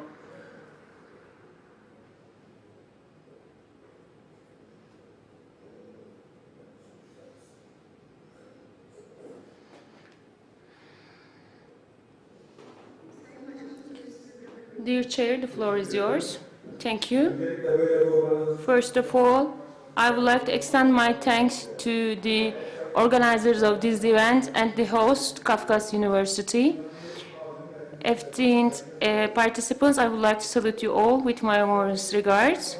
So when you have a look at the topic of our session, from the old Ottoman-Russian war to the national struggle, Eastern Anatolia, occupation, atrocities, and liberation. So we are talking about Iğdır since 1822. For 90 years, Iğdır was invaded by Russian, and Kars was under occupation for 42 years. So when we have a look to the archive, which this area is called as Eastern Anatolia, Eastern provinces, but Eastern Anatolia was actually a term coined by the Turkish National Independence War.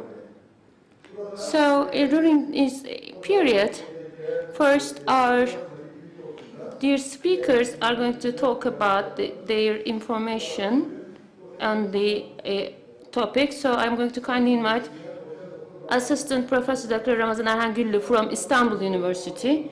He's going to talk about missionary activities in Eastern Anatolia and the effects of missionaries on Armenian revolts during the reign of Abdülhamid II. Thank you so much for the professors.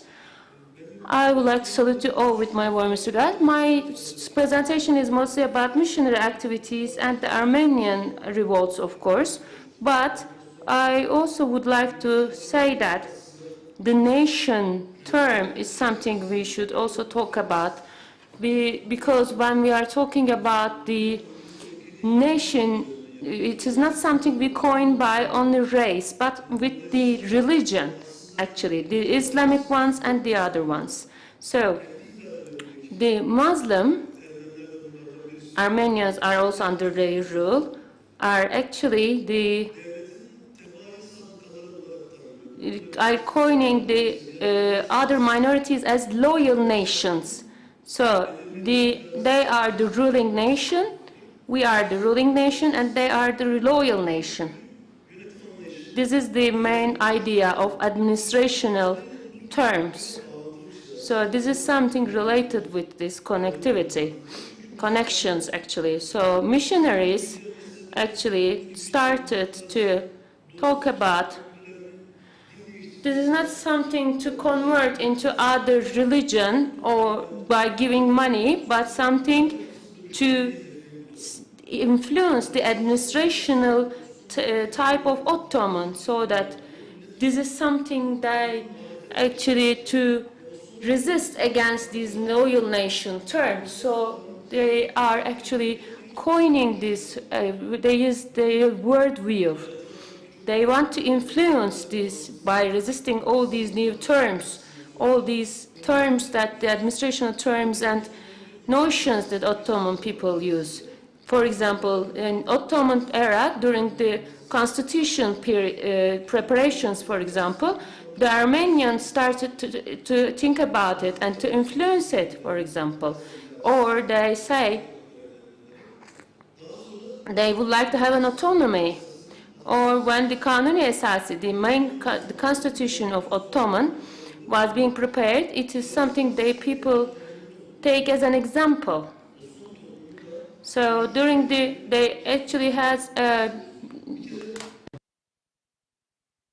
And also we should think about that, first of all. The missionaries are also having activities about influencing this political arena.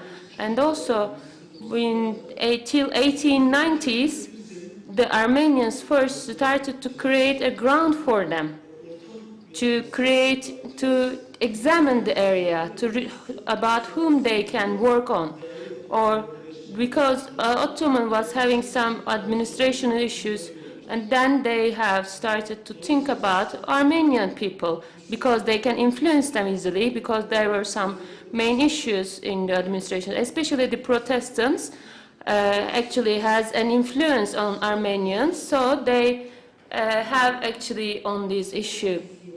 They have an influence on this issue. And then 90% of them now try to work to create a Protestant Armenian nation. So, during this influence, of course, then the Armenian gangs, which were using weapons, of course, even though the missionaries didn't actively involved in military operations, but they actually supported them in an intellectual way, or even making them to make connections with the Western forces, because they were saying that actually we didn't support the gang directly. The ones who supported them from among us, it's not an institutional or official support, they said. But as in the morning, the session, it was mentioned, when we have a look to the minutes of the martial court, for example, we have seen that there are important officers in some missionaries which were being put into trial. And also, was there a central support, really? We should think about that. But, for example, first of all, when the revolts started, they wanted to kill as much Muslims as possible, and it wasn't their aim, actually. They first would like to, with a terrorist manner, to kill more Armenians, actually.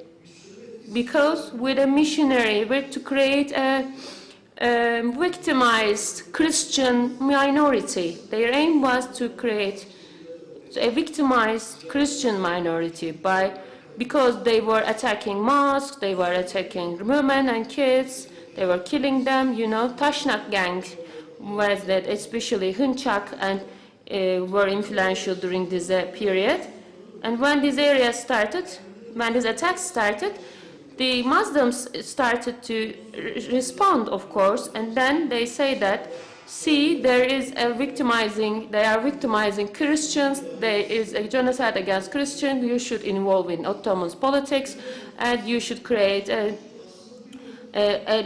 secure area for Armenians. This is actually the main logic of Protestant missionaries, because they are actually, both in 1890s, in the text of 1890s, we have seen clearly that Armenians are always victimized Christians, and the Armenians who are not Protestants are actually the innocent people who are not Christian, but because they are calling them like that. So during these events, the influence of missionaries is clear. So what is their connection with the USA and the Ottoman? I would like to talk about that. There will be some fast points I wouldn't talk about, but sorry for that. I'm talking a bit fast, but there isn't a direct... In our literature, there is another point that we see that the missionaries and the USA as a whole, but it's not like that. It's not the case.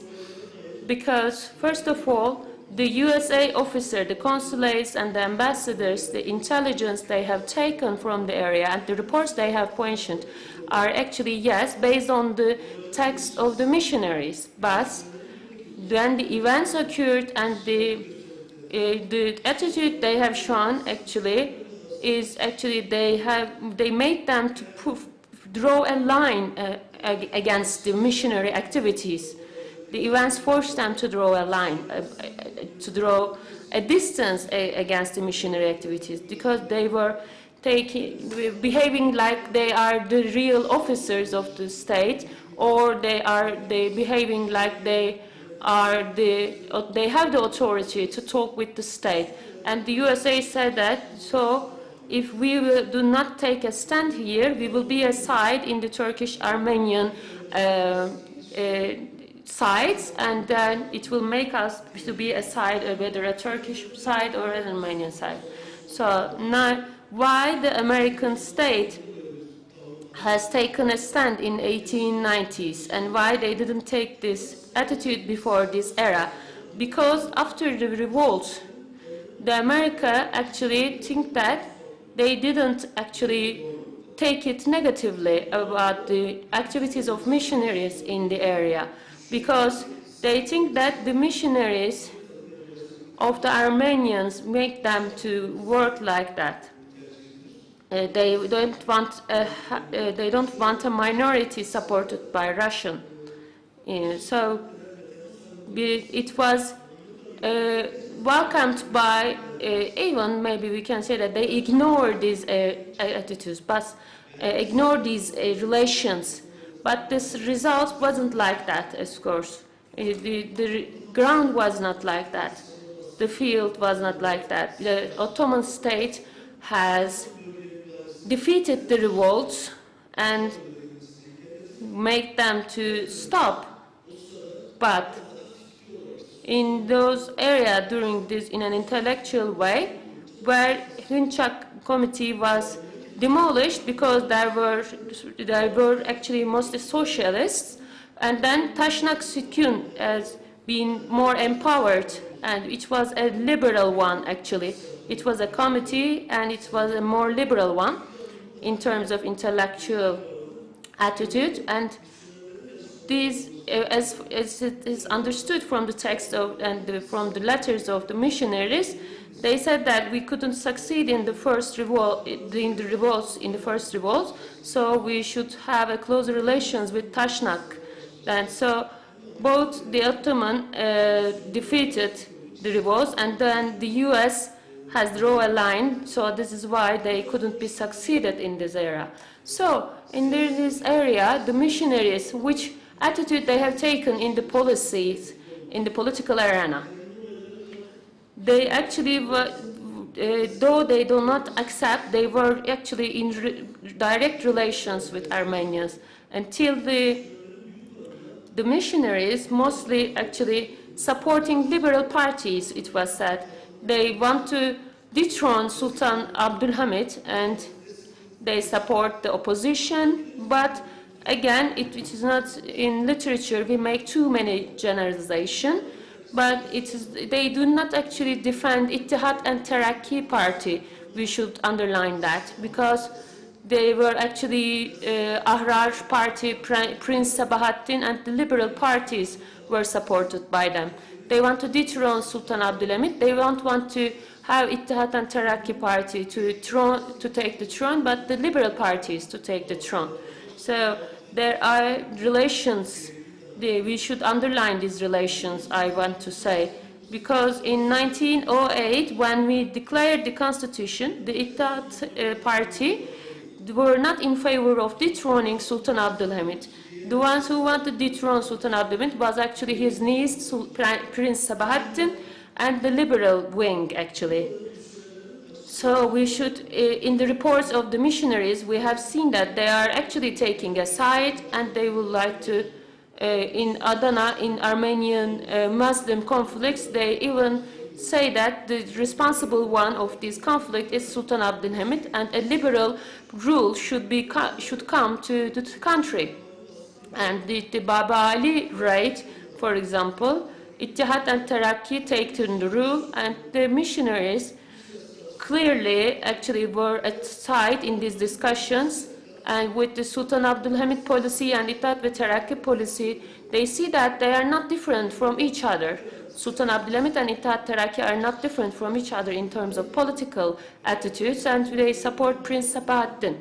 we said. This is the way till 1908. This is a different turning point here, because Tashnak Sityun, till that day, they have a relation with missionary activities, but they were an alliance with Ittihad and Terakki Party too, especially during this with their political arena activities. And we should also underline that in terms of especially a new political rule will be easier for them to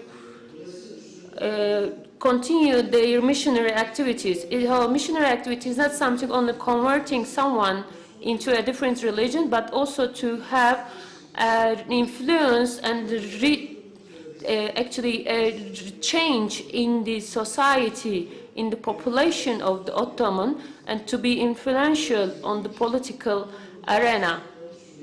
And we shouldn't, actually we cannot say that they were not successful, because they were successful, because they have raised the number of Protestant Armenians. This is thanks to the efforts of the USA, actually. So there are some,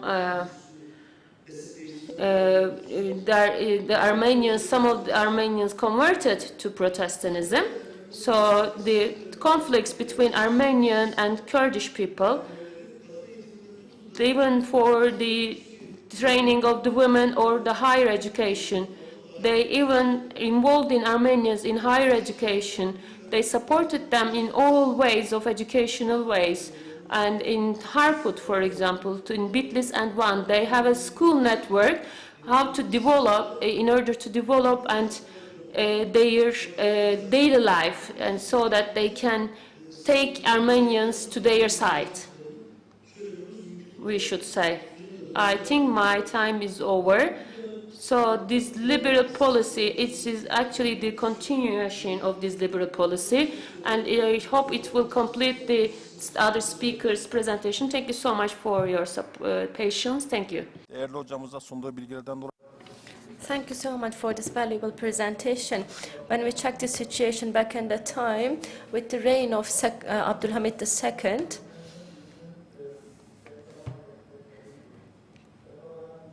the rebellious activities have been initiated. And in 1890, the first rebellion activities emerged, and right at that point, especially Russia, but also France have certain impact on missionary activities. And when it comes to missionary activities, the schools are the first focus, and then British and American hospitals, field hospitals, have served the purposes of missionary activities. And once again, thank you. The second speaker will be Professor Dr. Abdurrahman Bozkurt, and the title of his presentation will be British Government's Efforts to Reconcile Armenians and Kurds After the World War I. Ramazan have made a great entrance to this topic, and he summarized certain challenges experienced in this geography and Russia's activities with the focus of eastern and southern eastern Anatolia. In 1829, we did see that large families have gained certain benefits, and actually British authorities try to reconcile Armenians and Kurds in this region to get benefit from their authority over the cities. In Sheikh Said revolt, for example, Sheikh Said Begin was killed, and one of the first people who had power over these families was his father. Kurds and also Caucasian people needed to have a peaceful atmosphere. However, with Armenian gangs activities, the hope for reconciliation was lost. Around Tabriz, Russian troops have been deployed, and with Shefikan family, they had a contact. During the war, this contact still continued, actually. Especially in Van, for example, Bedirhan family had a very close contact with Russian troops. There were such intelligence as recorded in our archive. However, back in the time, there was no mention about Armenians because the region was under the authority of Russia. However, afterwards, the dynamics in the region have changed. The British forces' invasion over Mulhouse created another impact. And especially in Syria, we do see the reign of British forces. And then again, El-Veliye Selassie, for example, Baku was invaded by British forces. The Soviet forces and Turkey were tried to be surrounded by British forces, especially from southern Caucasia and via Iraq, for example. They created a line in the shape of arrow, and they tried to secure the trade paths. And surely, while achieving their economic purposes, they tried to achieve their cultural agenda as well. Before arriving Syria, for example, they promised a local to give authority over the reign of this land, but they didn't keep their promise in Syria. Sheikh Mahmud is the person that they have promised the authority in Syria.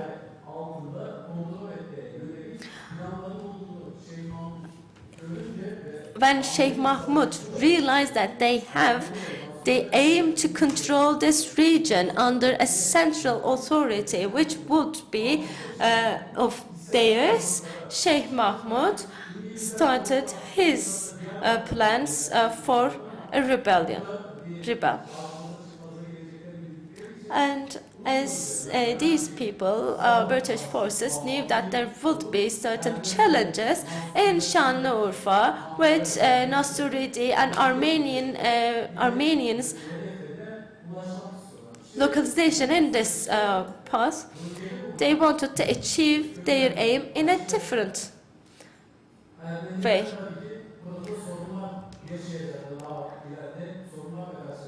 And surely Armenians knew that there would be problems in this region with this kind of conflict between different authorities.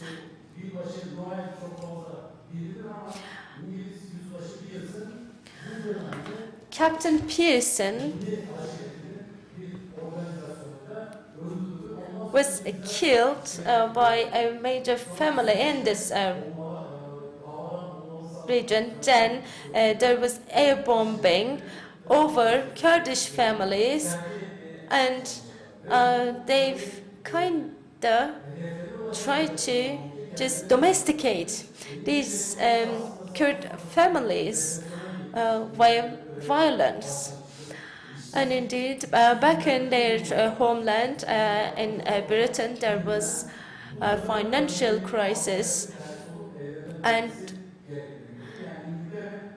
they couldn't fund the forces on the land, so the troops started to retrieve. They started to turn back to their homes. And right at that time, they tried to have a reconciliation of Armenians and Kurds. Of course, I will not go into details, but they acted together with İttifak Party supporters.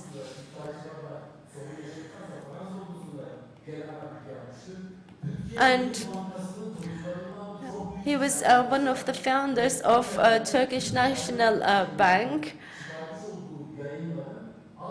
And his son studied in France, actually, and acted together with İttihat supporters. Sherif Pasha tried to reconcile with Mahmud Pasha, but they really forced the hand of British people.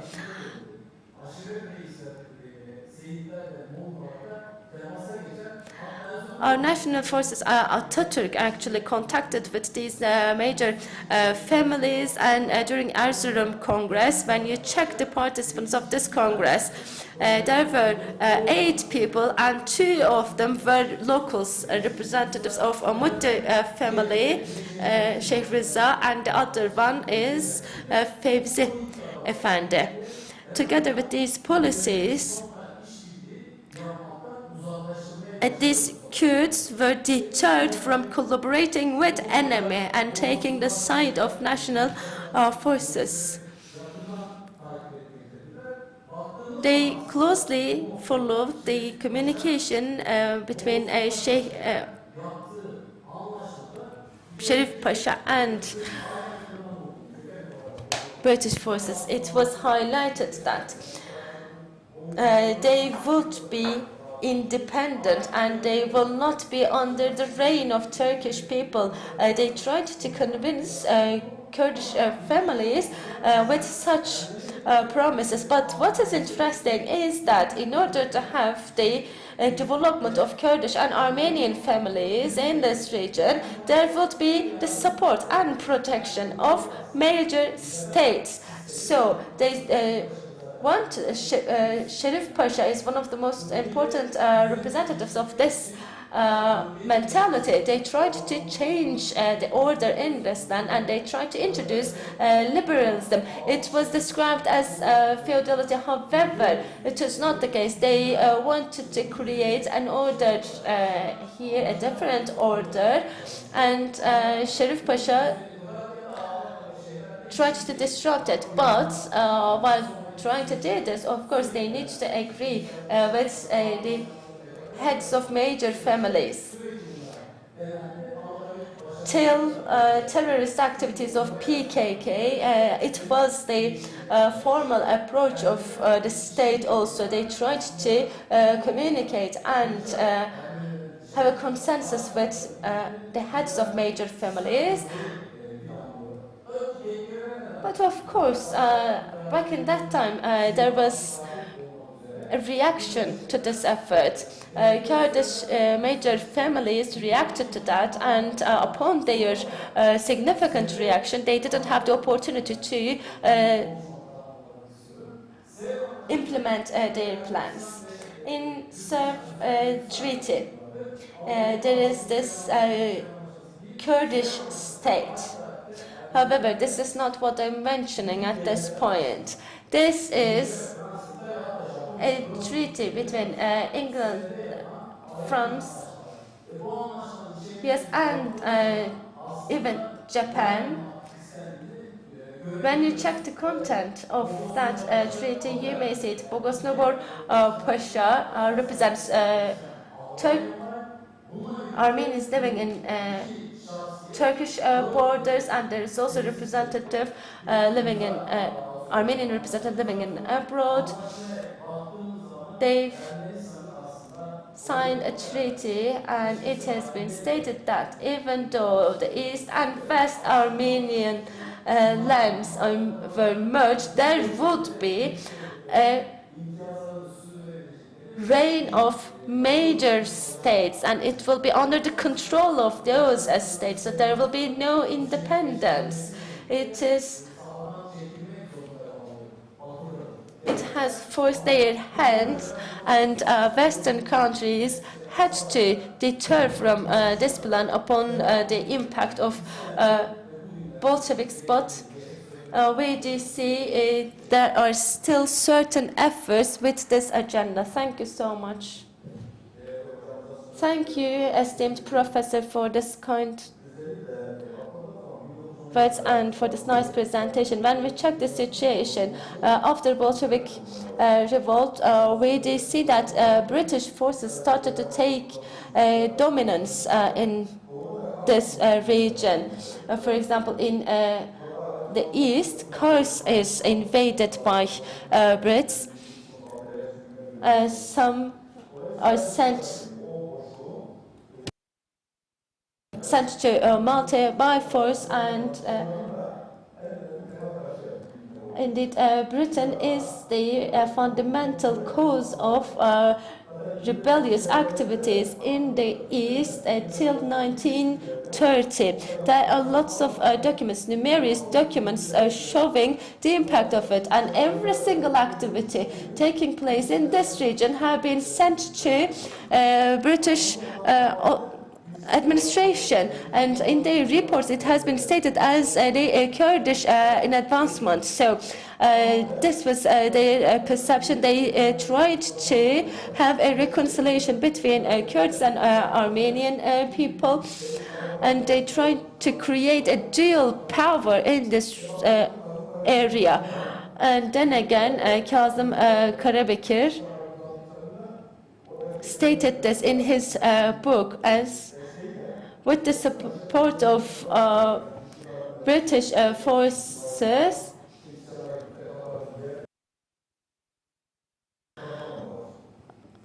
there were certain activities by Kurdish people and Armenian people. So thank you so much for this presentation once again. And here we have Professor Dr. Feridun Alta, and the presentation will be titled as Armenian Atrocities in the Framework of 3rd Army Commander Vehir Pasha's Statements at the Court of War. Thank you, esteemed participants. First of all, I would like to say I'm sorry I have a hoarse voice. I would like to say that I'm sorry. I actually like cars a lot, but the weather was not so good to me. So, esteemed participants, Turkish people saying that Turkish people committed a genocide against Armenians is a claim, but there is another claim. Progress. The first state which accepted there is a genocide is the Ottoman state, they say. But under this claim, when we have a look to this claim, I see 3 examples. The first example is after the war, Tevfik Pasha government, the Minister of Interior Affairs, there is a name, Cemal Bey, and then he was called as Artin Cemal. Cemal Bey make a statement to a newspaper saying that we have slaughtered 8,000 Armenians in the November of 1918. And 3 days after, he changed the sentence. He says that I didn't say that we have slaughtered 800 Armenians, but we have maybe deported 800 Armenians, we said. He changed the name like that, but in the second change of this sentence was not seen. And in all resources then, the Ottoman confessed that they have committed the genocide, people say, in all resources because of his sentence, his first sentence. And the second example is their evidence, they say. The Ottoman, when they founded a court in 1919, it is actually a legal result of Armenian genocide. These sentences are legally valid. Then it is said that the own court of the state's court, The own court of the state, which gives this sentence, is a confession, is an evidence of this genocide, people say. And in 2015, I think, Yusuf Halaçoğlu and Vatan Party General Chair Doğu Perinçek, Switzerland case was also mentioning about this. And the third claim is that, today I'm going to talk about, that Vehip Pasha's statements at the court of war. And his statement he sent to the court of war, where the people who are defending the genocide saying that Vehip Pasha's statements are actually showing how the Turkish authorities committed the suicide, committed this genocide. So when we have a look to these claims, you can have an estimation like that. The state or the historians are now a part of history, and now you don't have the chance to change or to correct your sentence. So this is the claim. These are the three examples I have mentioned. I have no example I know where these three claims are used as the Armenian genocide as a proof to Armenian genocide. So at the court now, he has sent a statement to the court of war. Yes, Vehip Pasha.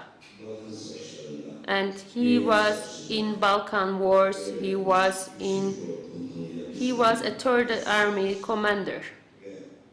And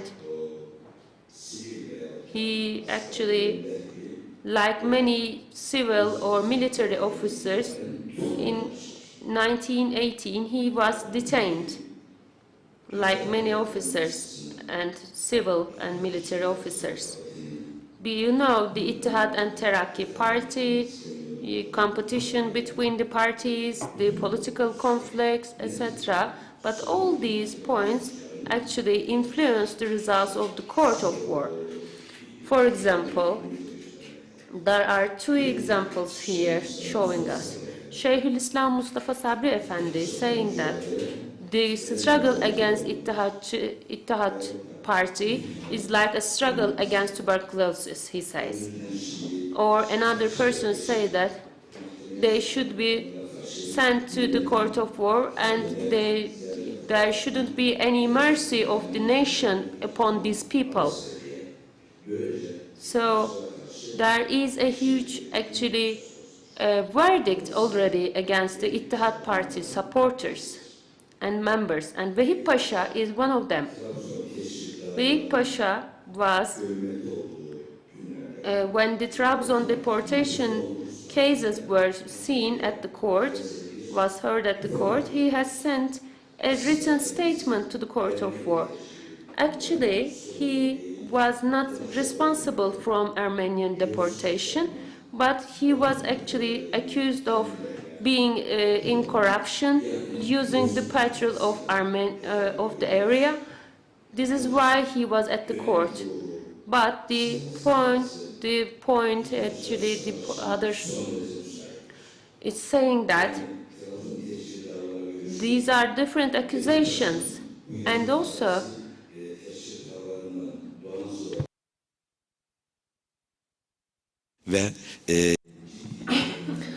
and it created certain impact on those days.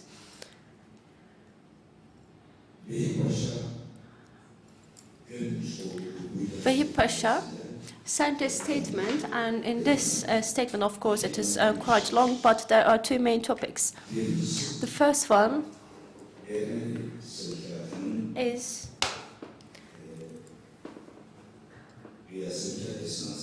that during the relocation of Armenian people,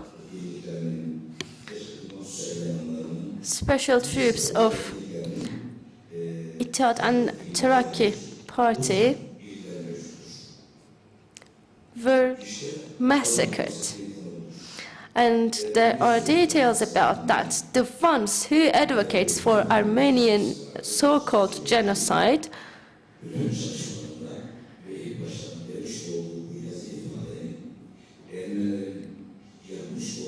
deflects the statement of Vehip Pasha without touching upon the killings of Ottoman units. They just claim that the Armenians were killed and massacred.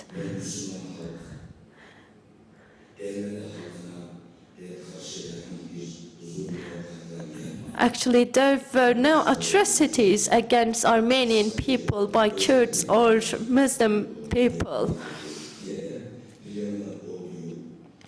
And also in their claims, it has been stated that the special troops have taken all the actions during the relocation, so Muslims and Kurds were exonerated from those claims, and there is a certain burden put into the authority. It has been stated that Vehip Pasha sent an intelligence statement, and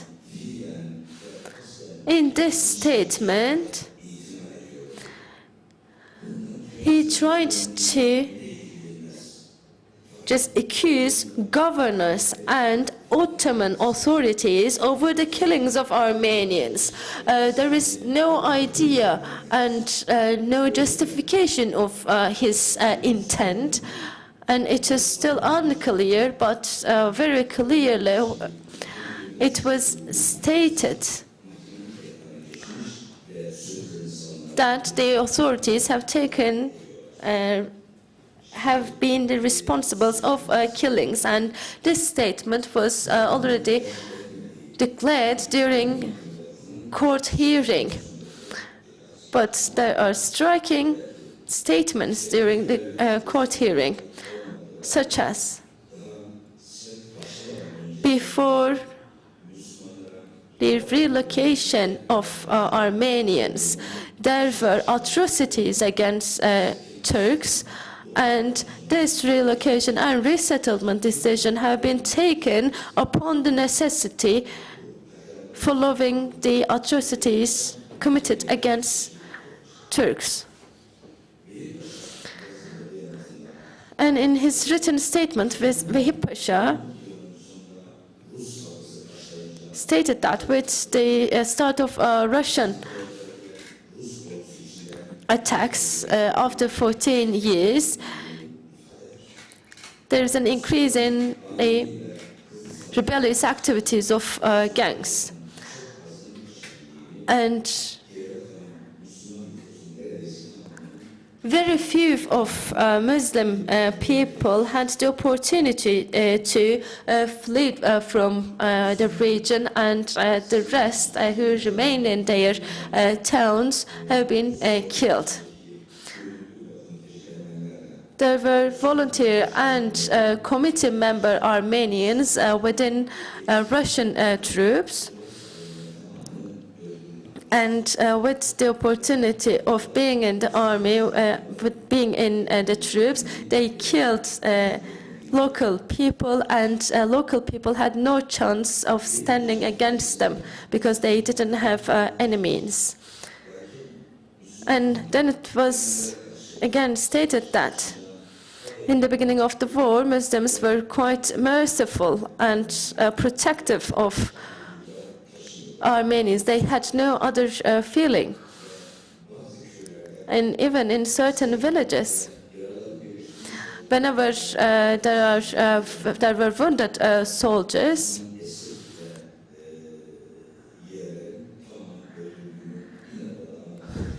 in those villages, these wounded soldiers even were killed during the invasion of these villages. by them. I would like to give you a detail because Armenian so-called genocide claimers, advocates, do not hesitate to give that statement of Vahid Pasha. The most outrageous activities were performed by these people. Women, young women, were raped, and Russian troops have benefited from the women of these cities, and they also got financial benefits of these places. Vahid Pasha told all these incidents to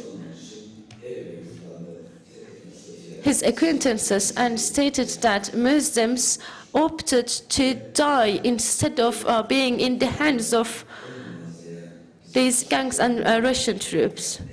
They opted the mercy of Allah rather than being treated by them.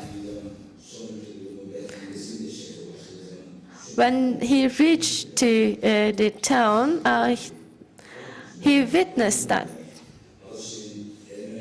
And also, I'm quite sure that these are still in the archives.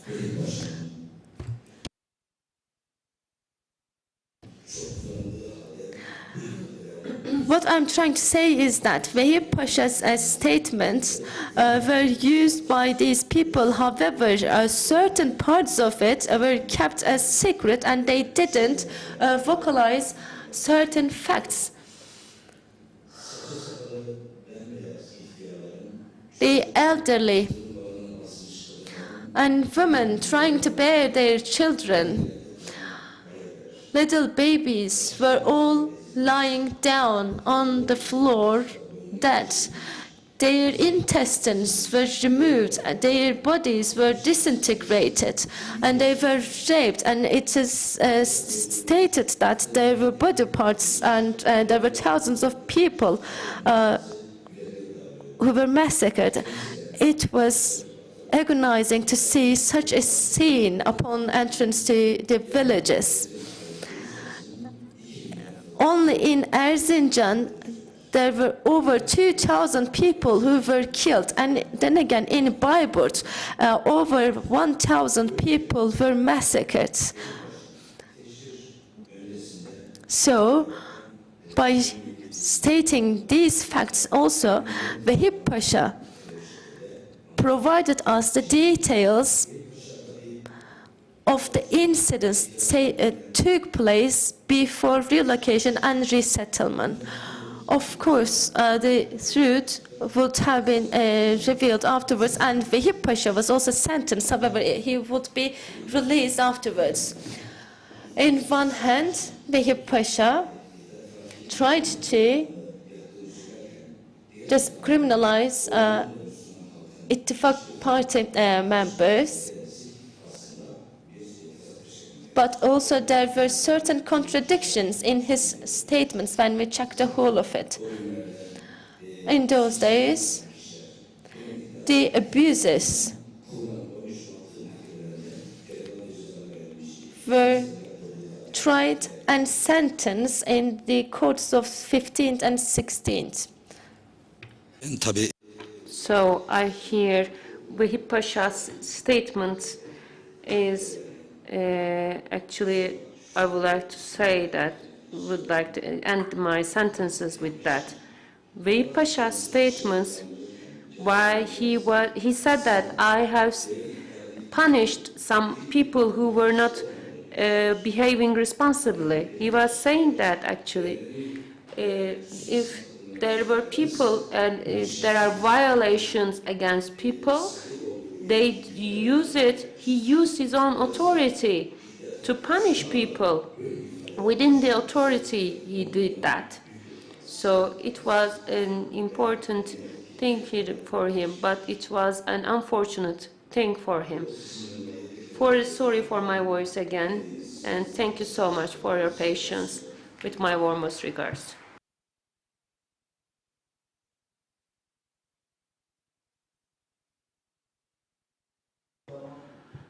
So when we have a look to Vehip Pasha, both in the first, he's an important political actor.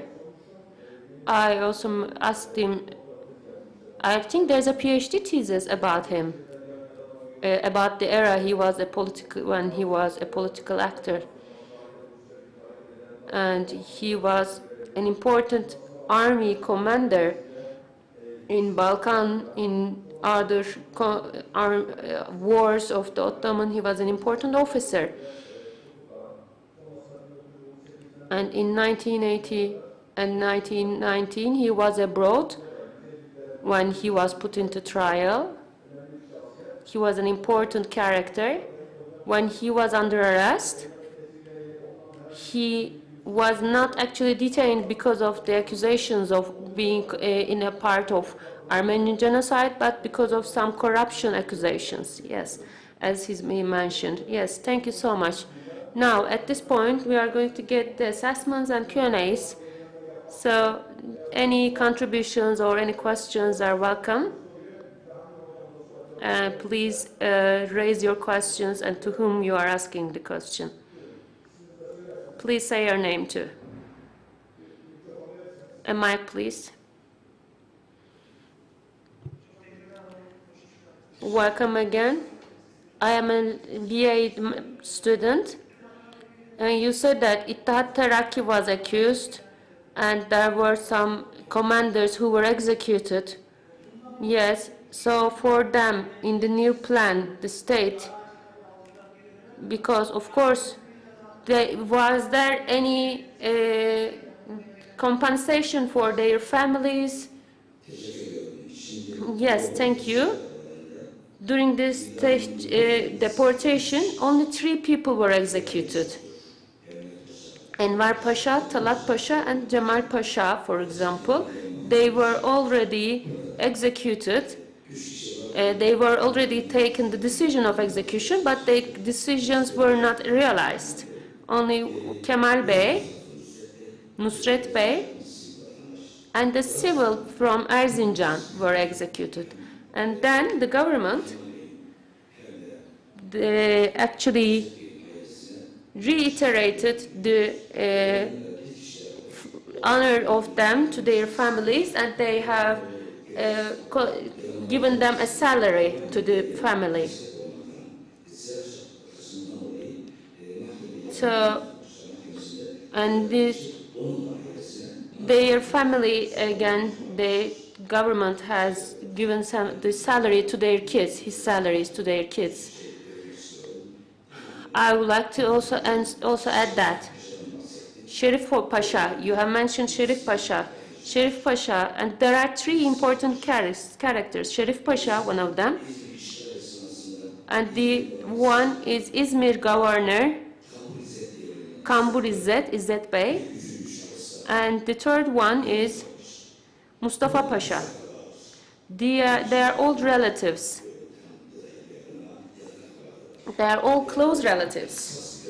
And in such an important era, one of them was the court of the chair of the court, one of them is Izmir governor, and the other a person who were pursuing a dream of creating a dream of Kurdistan. So these are important characters. Yes.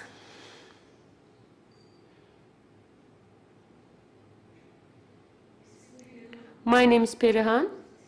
I am an MA student in history. I would like to ask you a question about missionaries. You said that especially the USA has drawn, first they were connected with them, and then they have drawn a line against them. So you said, in my opinion. But when we have a look after this period, we see that they still have some activities in the Eastern Anatolia. But how they had started these activities? with the consulates and thanks to their consulates, actually. Yes, and since 1901, their connections with the missionaries actually were cut. Most of them were investigated. Most of them were, for example, banned to enter into the country. It continued until First World War. But America actually didn't define a foreign policy upon missionary activities. So we see that the view of Armenians they were sent to examine the view of Armenians against America, as far as I know. Yes, it doesn't mean that, yes, they do not give up Armenians aside.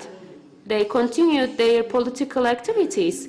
Just they draw a line only, draw a distance against the missionaries. It disturbed them. They don't want them to show themselves that be a part of the state of America. And they have consulates, we said that. So when there's a consulate in a country, how it is logical to see a genocide when there's a consulate in an area? Yes, there's a consulate in this area, but they are not governing everything there. They can just write a report, for example. What is the reality of this information they are giving them, actually? So, for example, Justin McCarthy has a good article about that. For example, a consulate in Bitlis writing a report about an Erzurum saying that Armenians are genocide, and Justin make an assessment about that. He said that there isn't a transportation network.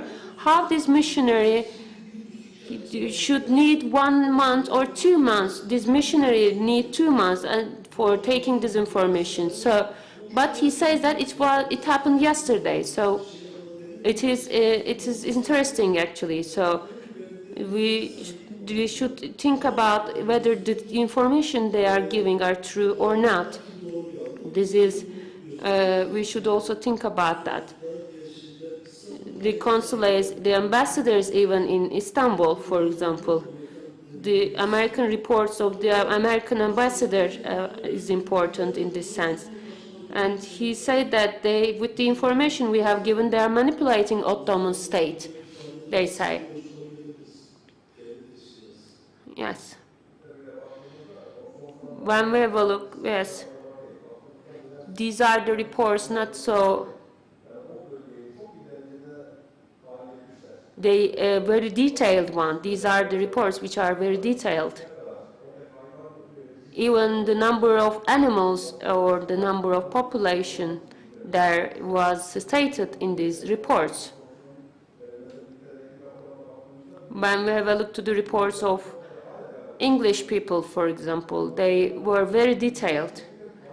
They actually examined the area very well in terms of history, in terms of flora and fauna even, in terms of settlements, etc. Mike, please.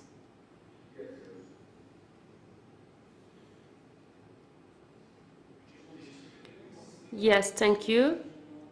I would like to ask Ramazan Hoca, the religion sect, it is important here, I think, yes, as you said. From American Bold Archives, for example, I have worked on them, especially in one revolt, for example, in 1905. The missionaries actually first went to the consulates, and then with the letters of the missionaries has sent some letters to their own consulates and saying with this information they contribute to their reports by using these letters. I have seen that in the archives. And also this sect is important in this sense, I would like to say.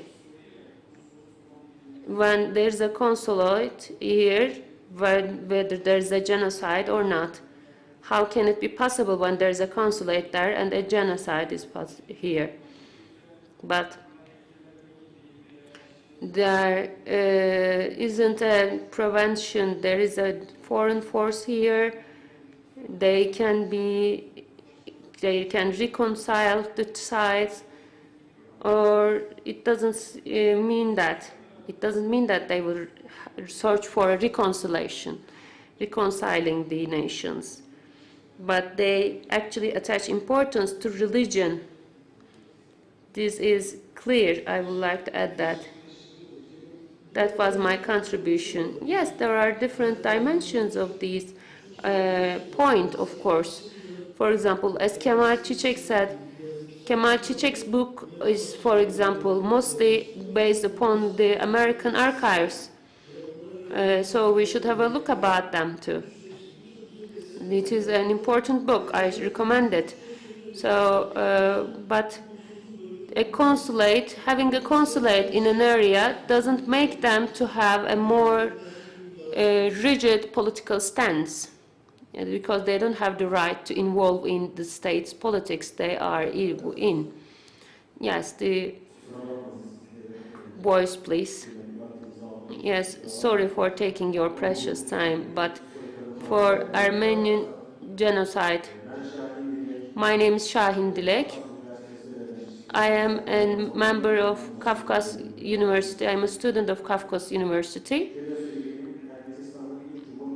The first president of Yohannes Kaçanırzi of Armenia, he said that we have opened the war to Turkey first. He said that they are the reason why this revolt, why the event started. The deportation they have mentioned.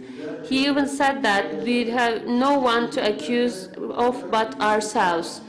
We don't have, he even confessed that this Armenian Tashnak, this is a Tashnak Armenian meeting he made this statement in. And as the professor said, in terms of religion terms, they even created some fake imams to make these revolts occur. In Akdamar, for example, they hid some weapons there to distribute the weapons to the Armenians so that they can find the villages where they can attack. They already made it like that. So at this point, I would like to say something, if you allow me. Thank you so much for your contribution. This is an important, but did you read the book all as a whole? Yes, this is the point where the copy-paste attitude brings us. Yes, he said this, but did you read the book as a whole? Yes, it is the sentences he used. But if you read the book as a whole, from the beginning, he said that the Ottoman history is the history of slaughters, is the history of massacres. It is the history of torture. And also, we have found a chance to defeat the Ottoman, but we couldn't, he said. But if his sentence is right, yes, he said that we have made an alliance with the Russians, but then we couldn't actually create a historical narrative from his words, because we have to say something about the other words he has said too. So this is not good for us to use them as a proof. I don't think that they are so much important to use them as an evidence, you know. We should also talk about how this process is executed, how this process is. We already have a lot of documents which are we just try to have. It shouldn't make us to use them. Actually, I would like to say yes, but we don't need to use them actually, because it somehow will open some holes also in the defense, I would like to say. So yes, but during the Ottoman, there were some Ottoman printing houses. These Armenian printing houses, even for example, were using some fake news to provoke the nation. Actually, we know that even Sultan Abdülhamit, this is why they are calling Sultan Abdülhamit as Sultan Abdülhamit the Red, is because he was a person who defeated these revolts. I also condemn this term, actually. This is why this is an insult, because why they are calling him as the Red Abdülhamid. Yes. Last question, please. No questions, I think. Yes. Thank you so much. So now we are going to kindly invite our chair to give the participation documents to the participation certificates to the speakers. Thank you.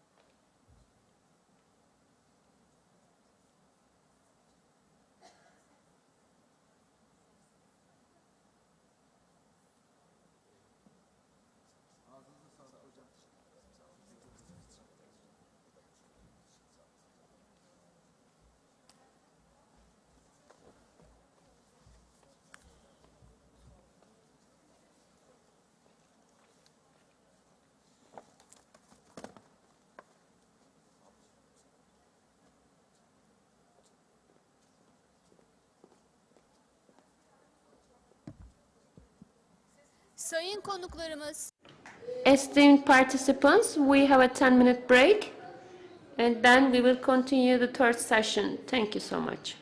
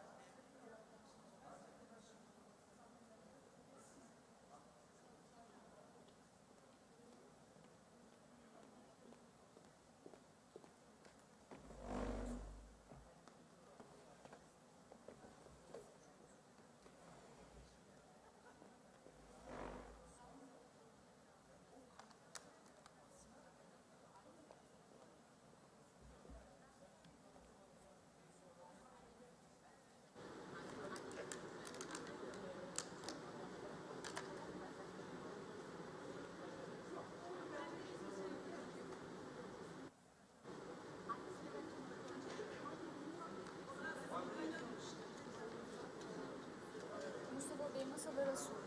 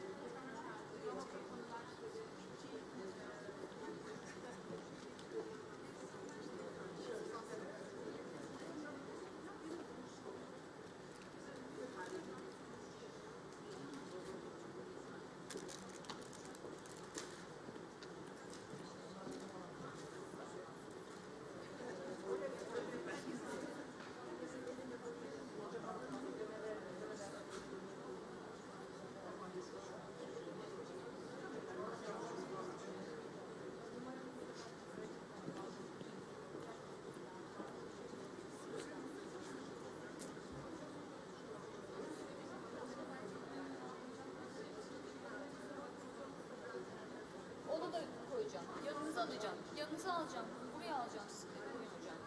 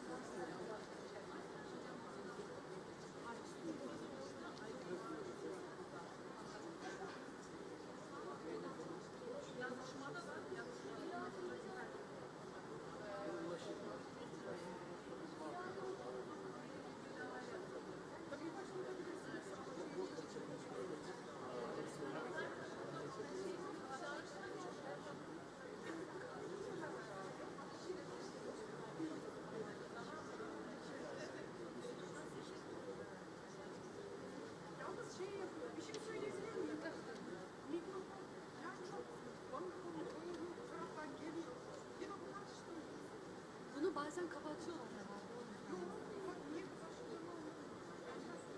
Orada bir sorun oluyor ama evet, burada biraz oluyor. Biraz sonra ben orada olacağım. Öyle mi? Siz buraya geçerseniz o zaman biz uyarız. Dokunmasınlar. Yok. Uyaracağım ben.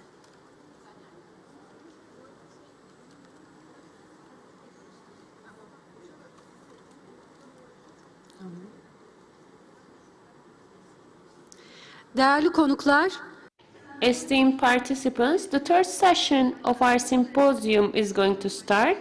The symposium, Professor Dr. Cengiz Makbule Sarıkaya is kindly invited to the floor to chair the session.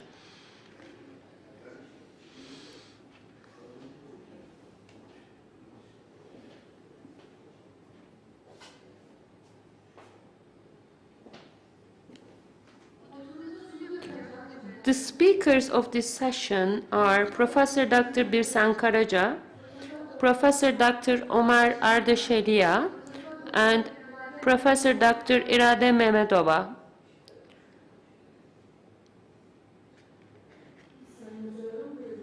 Esteemed professors, please take your seats.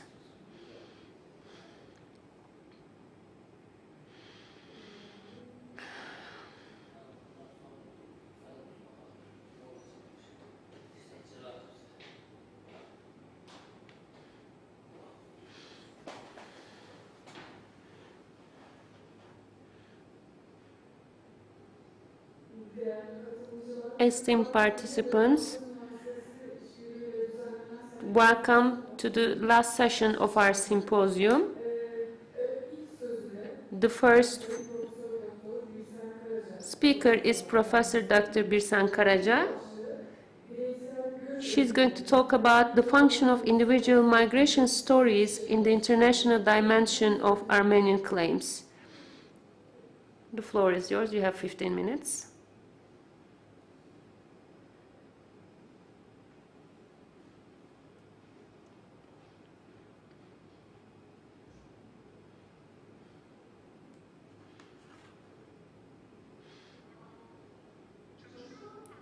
Does it work? Yeah, okay.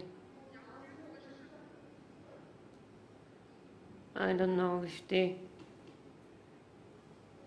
slides, if the pictures are okay. Okay.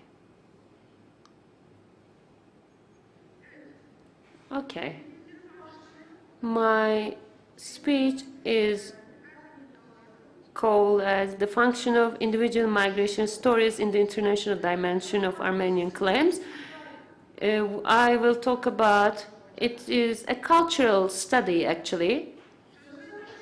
I would like to first of all start with Henry Kissinger. He was a very successful politician, a diplomat, and political science expert, and the Ministry of Foreign Affairs, Minister of Foreign Affairs. Henry Kissinger has a sentence.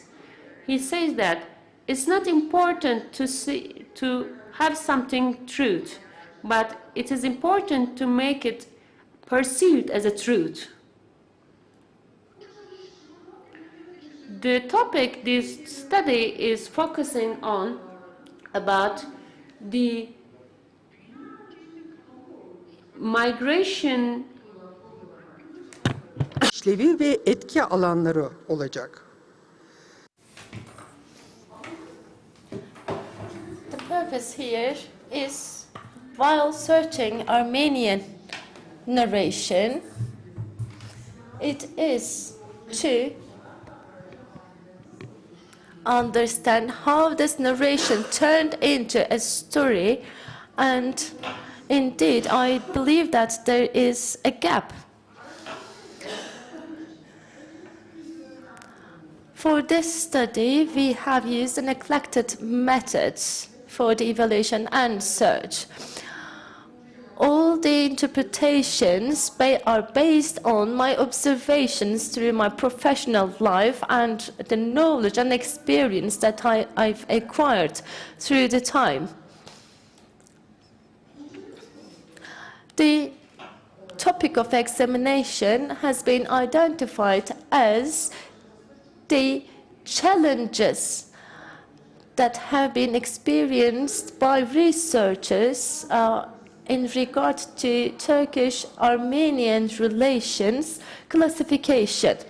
The thing is that it is not possible to mention any interstate relations between Turkey and Armenia before 1991, because Armenia was not an independent state till that day. Together with this, there have been always certain demands from Armenian people from Turkey. And even we can say that it is difficult to identify the basis of such claims because it turned into such a complex situation through the time. The reason behind that is the Armenian diaspora has this dominant role in Armenian world, and they have been benefited and enriched by different cultures in different geographies. To establish an identity as Armenians, as an ethnical group, it was a challenge in the past, and it has been a challenge for future generations to protect that identity. And in order to keep everything within the context of culture and history, we can say that I am not objecting to any date, by the way. The date of Armenian history based on 301. And let's follow that date as the starting point of Armenian history.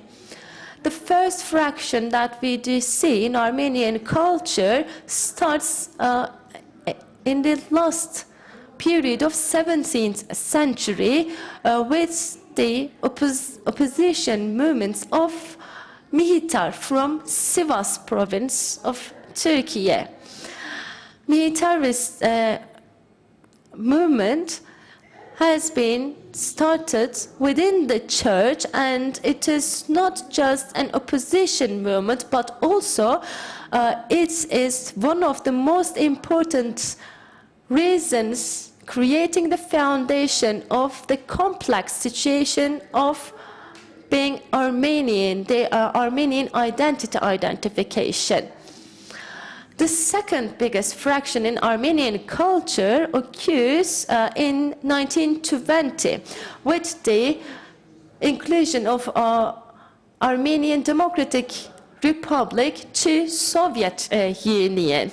And right at this point, I believe there could be certain questions saying that, okay, this is the case. However, what is the role of 1915 incidents in the identification of Armenian culture and identity? My response would be that in 1915 there have been Armenian incidents, and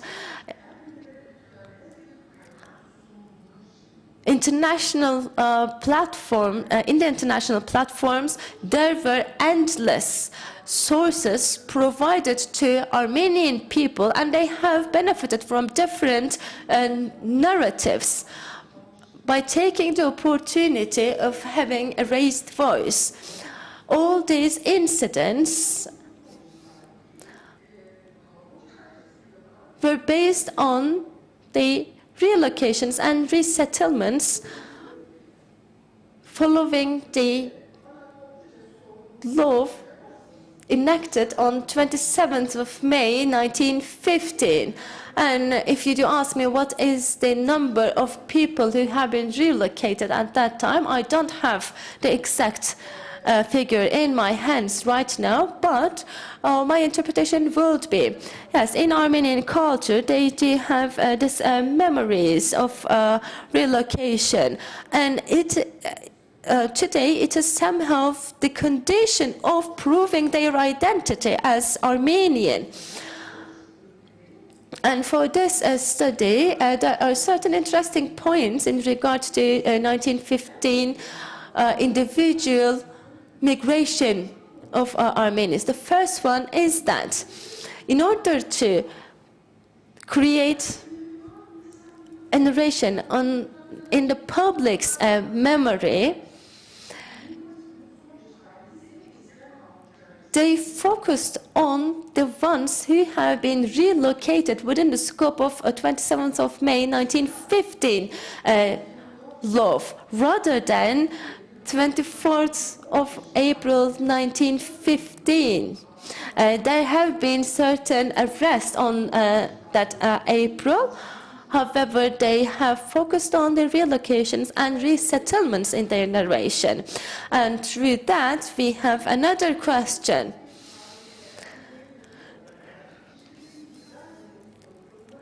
The so-called genocide towards Armenian people have been based on this law enacted in 1915. However, there were no sharing of any pictures, no records of the arrests of people on the date of 24th of April 1915. And we do see many pictures claiming the evidences of so-called genocide, but as I understand, they don't have any proof or any pictures of that arrest on 24th of April 1915. The second reason is that in order to establish an Armenian identity and for the preservation and transfer of that knowledge, this is their practice, actually. This is their method to transmit that narration, and it turned into a ritual, actually. And in order to highlight the importance of that fact, I would like to ask one question. The memories used for propaganda,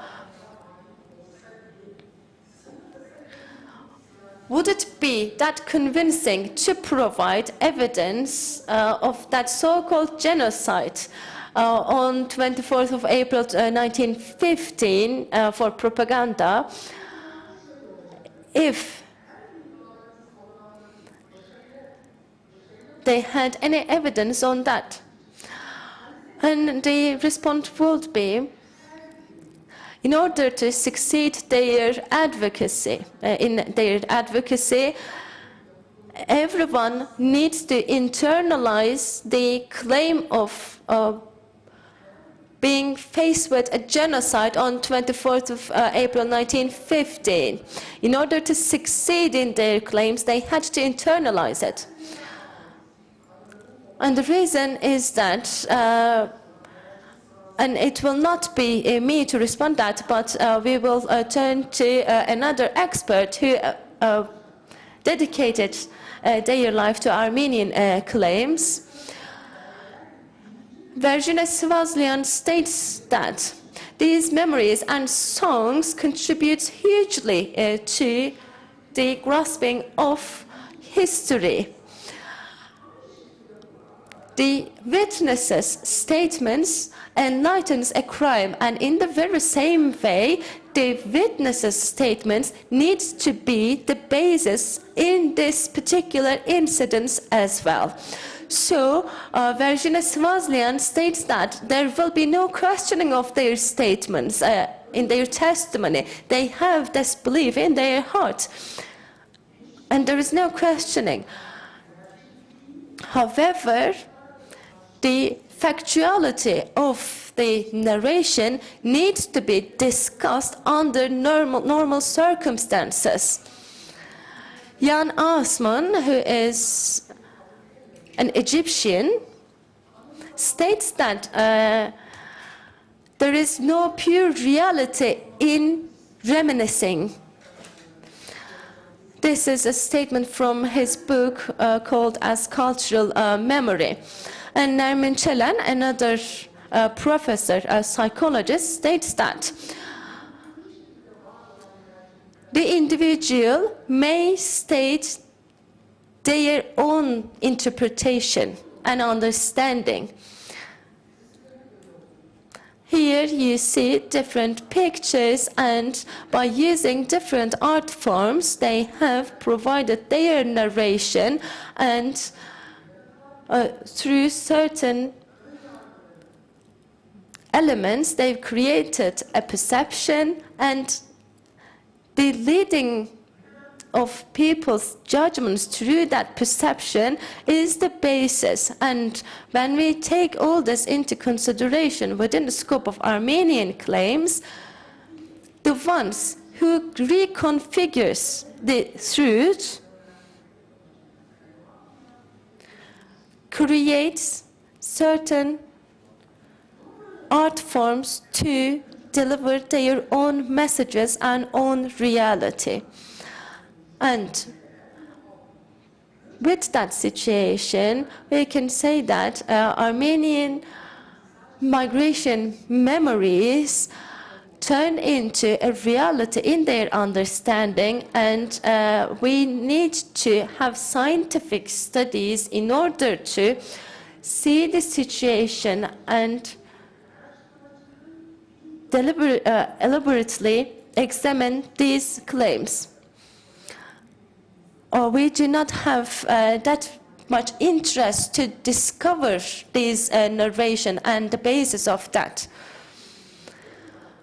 However, Armenian people have been manipulated, and their historical perception has been reconfigured through this narration. So I believe it is quite important to have scientific studies in Turkey and tell Turkish people and everyone about this to eliminate any prejudices.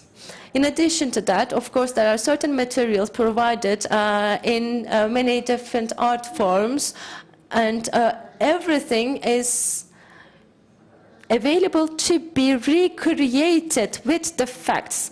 Also, literature, cinema, music, and comics are the tools that could reach huge populations, and it has endless power to reach the minds of individuals and societies. The most interesting thing is that it is not just Armenians, but the whole world has these memories somehow, and the focus is Turkish people. The function of these memories are just used to protect the Armenian identity. However, it shouldn't be like that.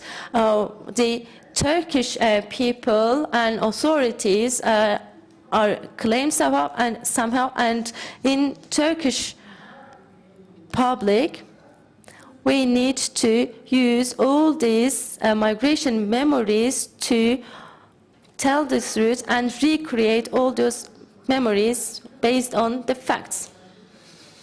When we check the general situation, they use stories, movies, and some songs, and unfortunately it wasn't possible to incorporate every single picture and art form here in this presentation, but there are numerous examples of that. You see there are stories, movies, and comics. The outcomes of all those is that there are religious leaders, political leaders, and celebrities who stand by these so-called genocide claims. And surely in parliaments, there are certain decisions taken. In 2022, the number of countries recognizing Armenian so-called genocide reached to 31. I don't want to name every single country here, but majority of them are European countries. What is the aim of this parliament decision? This would be the question came to our minds at first. And of course, it is to create a pressure on Turkey to recognize this so-called genocide claims and create a publicity in the international arena. If the truth is revealed across the world, then this, what will happen to these prejudices? What will be the situation in regard to bilateral relations of Turkey and other countries recognizing the so-called genocide? And indeed, back in the past, there were terrorist activities backing up these claims in different parts of the world. And what will happen then? Because there's terrorist activities, and these terrorist activities are targeting Turkish people. And indeed, our archives have the power to reveal the truth, and we need to take the approach to enlighten the past. And another issue is that the process of turning all these claims into a propaganda tool, and we need to focus on that because we are too late to enlighten everything. I think we need to focus on that. Thank you so much. Thank you, Ms. Karaca. Though it is made up, they've used stories of past and they've created the future. So you have delivered a strong message. I am a member of a family who was a part of all these incidents. Russia tried to invade Azerbaijan, and they tried to relocate Armenians in Revan in order to just weaken our culture and identity here. Armenians who were relocated by Russia and empowered by Russia killed my people, and the ones who survived from those killings came to Turkey and tried to continue their lives. My family was one of those families, and it is not just my family. There are hundreds of families, and it is not just in this province, but also in different parts of Turkey. This massacre has been started long time ago. In 1890s, we are always talking about that period, but it is older than that. There was a Turkish massacre. The Turks were massacred. We knew that from our families, and all those stories were made up with political agendas. What do we need? We need to just discover the past. We need to just prove it, and we need to raise our voice in the international arena, and I believe the truth will be revealed. Thank you so much for reminding us that fact. Thank you. Konuşmacılarımız arasında bir So we made a change of speakers. Now we are going to kindly invite Assistant Professor Dr. Irada Mehmedova. She is going to talk about genocides by Armenians on Turkish and Muslim populations in Eastern Anatolia and Azerbaijan and its impact on the demographic situation according to archive documents. Your duration is 15 minutes.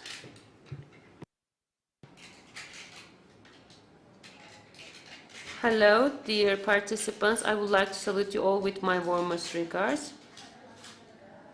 I would like to talk about the genocides by Armenians on Turkish and Muslim populations.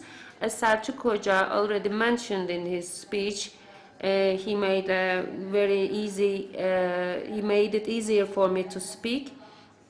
It's not easy for me to, of course, to share all these archive documents with you, but I will also talk about Ottoman archives are.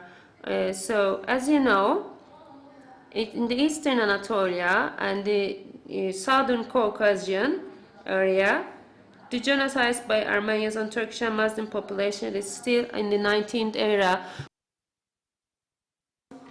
and also the points in this area.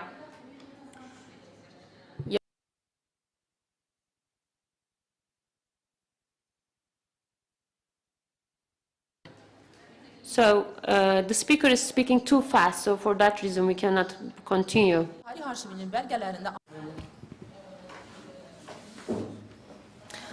In the beginning of 20th century, the Armenians living in Ottoman Empire has been started to classified in accordance with this information. These Armenians started to kill people in these locations in line with state's archive presidency. In the beginning of 20th century, we do see that there are massacres of Armenians against Turkish people and Muslim people. Batum consulate sent certain archive records stating that there were certain incidents taking place in Baku in between Armenians and Turkish people. Thousands of people have been wounded, 3,000 people have been wounded, 700 people were killed, and in between 19th to 21st of January, in Iravan, Batum, and in Kars provinces, there were massacres perpetrated by Armenians. Then again, in 1915, in Petersburg province, there was a statement sent to the ministry, and it was saying that at the border of Ottoman-Russian border, there were massacres perpetrated by Armenians, and the victims were Turkish people, and a diplomatic intervention was requested from the authority. Then again, in the same year, the Armenians started to stock their armaments, and this was also stated in an encrypted telegram. All the Muslim public tried to protect themselves against this armed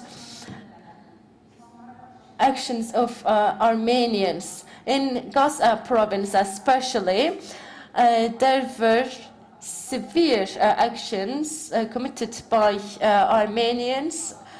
The Armenians disguised themselves in the clothing of Russian troops, and they attacked other parties to raise tension in this region. In 7th of June to July of 1915, in Tiflis, Batum, there were certain incidents reported.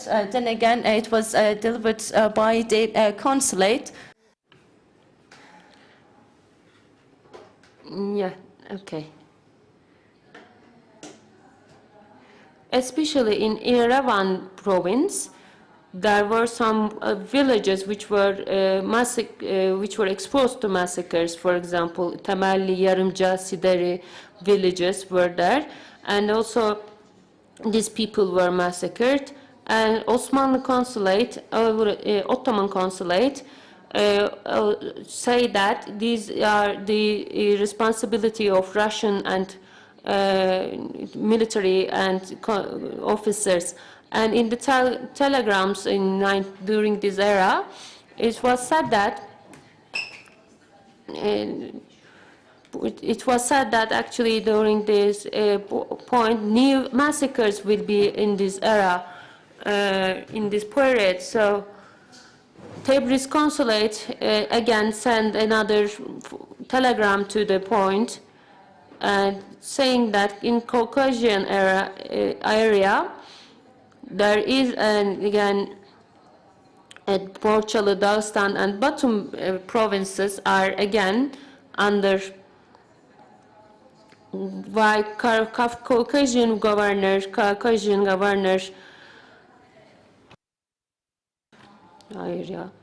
So Caucasian governor said that I cannot keep silent against these massacres, And in telegrams in 19 of July in 1915, where again Russia is involved in this area, and also, for example, it said that during this and also they were saying that Russians are taking these points. Both Armenians and Muslims are providing, both Russians were providing weapons both to the Armenians and both to the Muslims so that they can keep each other in an armed conflict, they say. And again in 1905, during the Armenian conflicts, there were points in this era. And in another telegram in July again, it said that the Armenians are still collecting massacres against them. And there are violent clashes between Armenian and Muslims, it was stated, and the points, some of the villages were demolished, were destroyed, 200 villages were demolished, and 200 Muslim and 130 non-Christian, non-Muslims people were killed, it was said. And in 1905, September, it was in a telegram again, it was said that the Muslims were massacred, and they were protesting these massacres, and they were going to this area. So getting this area, they wanted to get weapons for defending themselves by this protest. In Armenian, it was also said that people were plundering these villages. Also, Armenians were destroying the mosques, and they were actually attacking the mosques already. It was said again in December 1905. Kazakhs say that the Armenians has killed 300 Muslim people, and the ones fled to escape back to the Ottoman state. And in Azerbaijan, in many regions, for example, the Russians actually, Malakans people, for example, were actually, their villages were demolished and destroyed, and also the villages were also sacked because one of my ancestors were there also among these Malakans whose villages were plundered. And also during this period, the Fai Cemiyeti, there was an information about an organization called the Difai Cemiyet. Difai Cemiyet was an organization organizing militia to defend themselves against Armenians. And also, as our friend also said, in Kars, more than 84,000 people were killed in Kars. And in 1905, from Erzurum and Kars, more than 30,000 Muslims were killed by Armenians, as it was said in the area. And they were actually wearing British uniforms, people said, and they were provoking each other, they said. They were provoking the nations, the minorities there. And Zengezur mills were destroyed, for example, according to the informations of them. And for example, Armenian and Nahchivan, and during Aras river were also defended by them. And also Armenians in Kars, Kazman, Beyazıt, Sarıkamış, Nahchivan. My time is over, okay.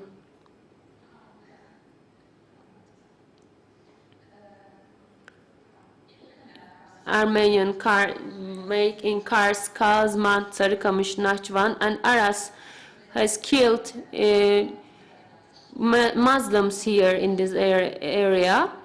And also in 1920, according to documents in 1920, in Erzurum Gürbüzler school, more than many people which were actually, they were also kids which were orphans, and they were even killed by them. And also in Nahçıvan's here, Yurtseven, in these areas, Armenians has killed more than 58,000 Muslims there. And according to the documents, again, in Ardahan, Kars, Sarıkamış, in other points, they have committed many atrocities around this area, actually. And in Iraban area, in many villages, for example, many Muslims are killed during this period. And so they even demanded to stop these atrocities from the alliance states, according to the telegrams. And also during the Ottoman period, the Tashnaks, with the help of the Russians, has committed genocide against Muslims, and Tekinsky, for example, Azerbaijan sent a telegram to Azerbaijan Minister of Foreign Affairs, and in a report, Zengesut Armenians has applied to the Armenian and saying that we should clear this area from Muslims, and then we should march against Karabakh, and then bring Armenia together, they say. There was a mentality in this, there was an idea reported in this report. And the Armenian policy was so chauvinist, and so many atrocities were committed. And even their own intellectuals were actually despising them and leaving the country. And also they were going to more than 2,000 Armenian families who have left the area, who didn't want to involve in Tashnak families. And the Muslim, in Nahçıvan, in 4 provinces, they tried to create a new republic so that they can defend themselves, defend their honor. The Muslims here tried to create something like that, tried to defend their honor, and that atrocities of the Armenians were actually more than an unbelievable line, because at the end, the Armenian has actually all Muslims. The Muslims in Armenia also were waiting these tortures, because they were thinking that their end will come too. In Azerbaijan archives, we should also think that in 1917, in 1918, they have plundered 198 villages, and they have killed many people in these villages, it was said. And also in Baku, Samajan, Karabakh, Nahçıvan, Urmia, Baku, Tebriz, and in the other cities, the Turkish Muslims were exposed to a genocide, we should say, according to these documents. And there were 211. There were 794 settlements which were destroyed, and hundreds of thousands of people were killed or were forced to migrate, according to Azerbaijan archives. Azerbaijan, Nahçıvan, Karabakh, Zengezur, Nektan, in other areas, Armenians has killed more than 250,000 Azerbaijan Turks in this area. And also, there were also other information about the atrocities they have committed. And also in 1919, in Kars Muslim National Council, they have talked about the atrocities of Armenian atrocities against Muslim population, and they would like to help the people who fled from the war, and also they try to help them. We should give them some food also. They have mentioned about that. And also to talk about in 1919 in Tiflis, the Kars people have created an organization there, and also to defend the ones who escaped from the war and who were helpless, who were waiting for their points, and also their to tell the world that the Armenian atrocities were taken against them. In December 1919 until 1920, Armenian has demolished 69 villages during 1999, 1919 and 1920 and killed a lot of people. Armenians' atrocities against Turkish and Muslim populations are the informations are Darkuşlu, Koma, Balta, Topatukmak. They were actually the type of atrocities were also given in detail in these reports. There are a lot of unbelievable tortures where, for example, about slaughtering and massacring people. So, about these Armenian tortures.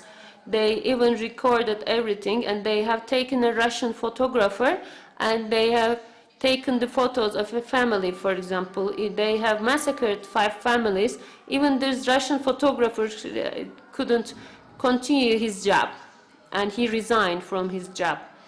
This is the point. This is even also can be seen in their documents, in their own documents. And also in 1905, for example, more than Armenian atrocities, as a result of Armenian atrocities, the population decreased in this area. And Ottoman, according to Ottoman archives, for the population who had been exposed to Armenian atrocities, Caucasian Muslims escaped to the Ottoman state to seek refuge from the Armenian atrocities. They were around 250 people. They have applied to the Ottoman state for taking a refuge as an asylum seekers. And also Karabakh migrants there were also some reports to feed the Karabakh migrants which were helpless and which escaped from the war. So that's my speech. In the ATC archive, Karabakh and Iran-Nahchivan areas were the areas where the Turkish and Muslims were forced to migrate, and where the Armenians make people to collected some fake news to make people to migrate.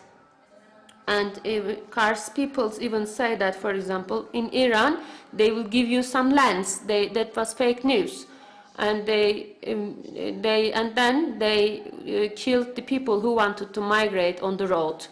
Yes, these are all. Thank you so much for. And when Mondros was signed in 1918, the Armenian atrocities started in October, still continued till 1920, till the treaties were signed. And also there were lots of mass graves in these areas. I mean, the most one, for example, is in Kars. One of the mass graves, a lot of mass graves are found in Kars. And the tortures, the methods of Armenians didn't change, actually. They even couldn't say, now we should, after 44 days of Karabakh wars, for example, after Karabakh was liberated, we still see again the mass graves. Their methods are not said. Thank you so much for your patience. Çok teşekkür ederim. Thank you so much, Ms. Mehmetova. As we have limited time, it is not possible to go into details. And surely there is a lot to tell, and even just by talking via official documents, we have volumes of evidence and records. And the last speaker of the session will be Professor Dr. Omar Ardeshelia. And you may hear Turkish interpretation thanks to our dear professor. The topic will be the Southern Caucasus issue after the First World War and the 1918 Armenia-Georgia War.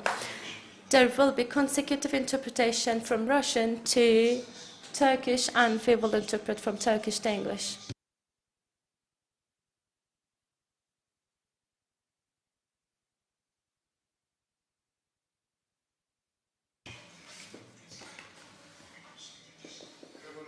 Hello, everyone.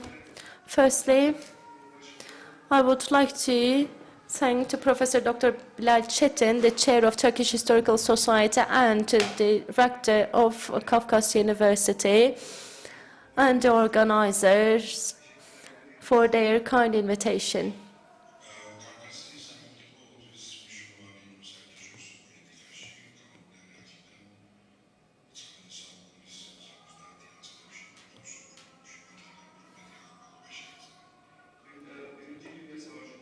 During First World War, starting from 19th century, Caucasia has an important location in the international arena.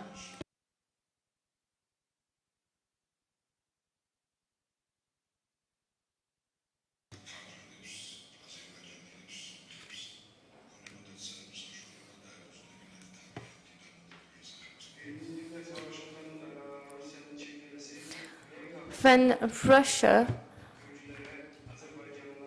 was excluded from the First World War, we do see that there was an opportunity for Azerbaijan people, Armenians, and Georgian people to establish their own independent countries.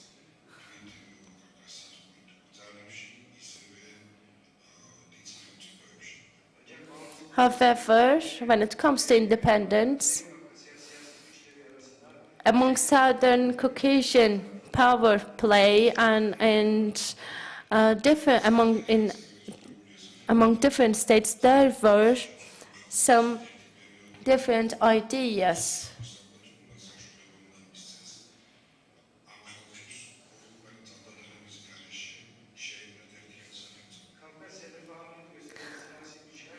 The political powers active in Southern Caucasia believed that there should be a federation in that region to eliminate any conflict among different nations living in the region.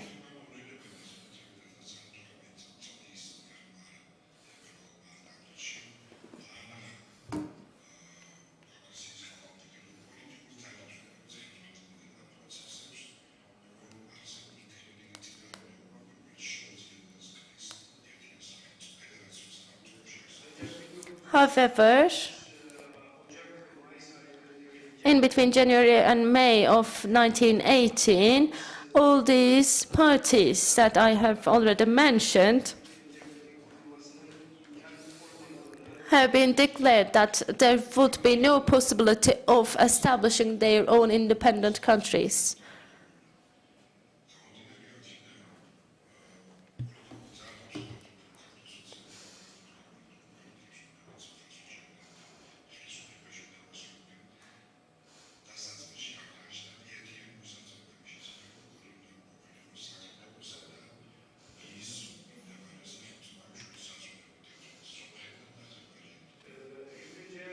Firstly,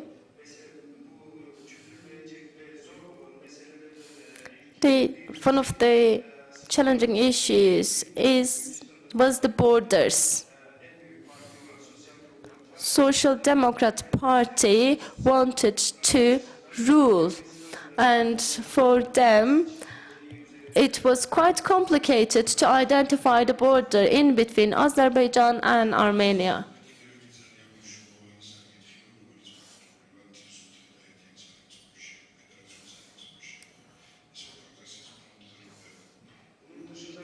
Aside from that, the dissolution of Caucasian Front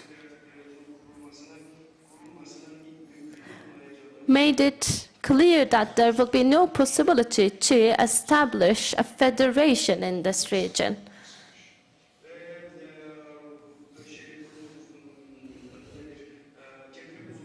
When the front was dissolved, as it is known,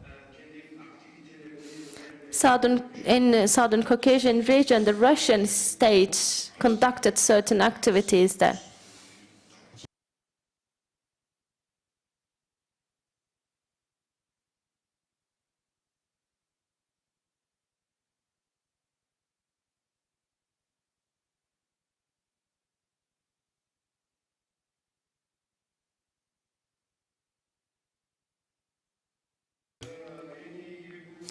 As it has been known, Germany was an ally of Ottoman Empire, and they were defeated during the First World War. And with that,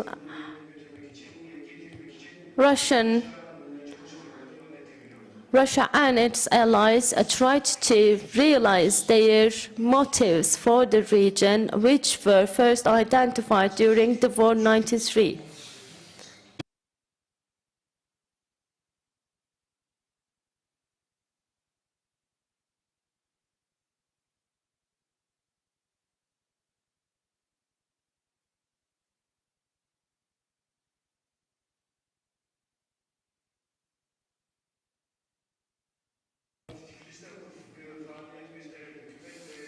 The government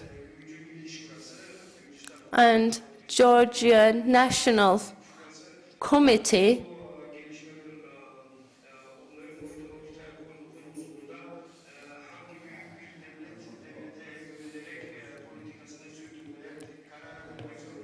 had to decide over the party that they will support upon the motivations of parties were revealed. The period's political views could be classified into: the first one was supporting the ally states, and the other one wanted to support Germany and to take side in there. And quite actively, Germany supporters raised their voice and explained their ideas.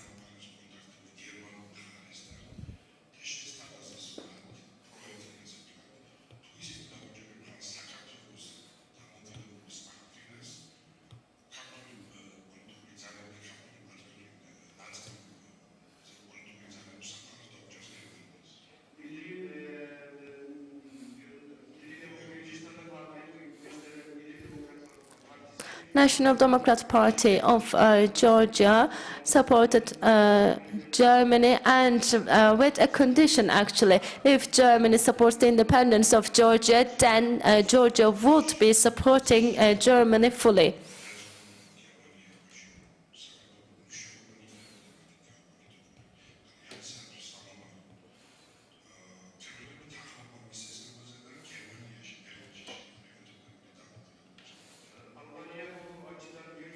And for that respect,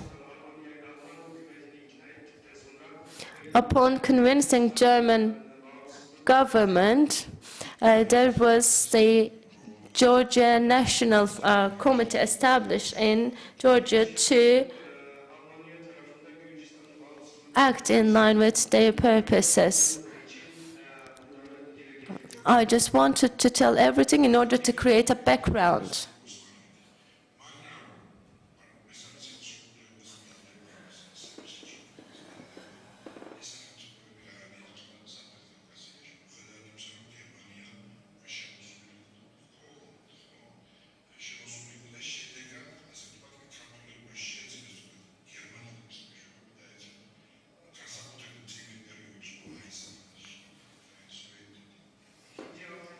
And the second alternative was for Georgian independence was Ottoman Empire. However, indeed, it was not Ottoman Empire, but Turkey.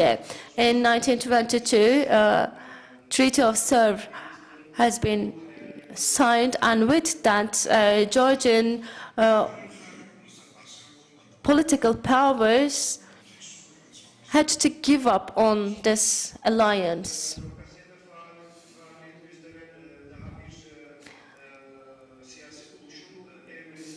Another political power in Southern Caucasia was Armenian political powers, and they were working against Germany and its allies.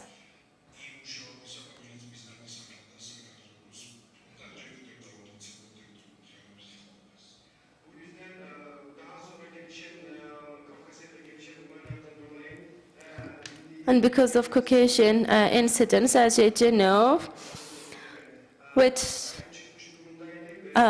Armenia was supported by allied powers, Entente states, and in Caucasus, especially for Georgia, there were certain problems because Armenia, backed by allied states, started to claim lands from different nations.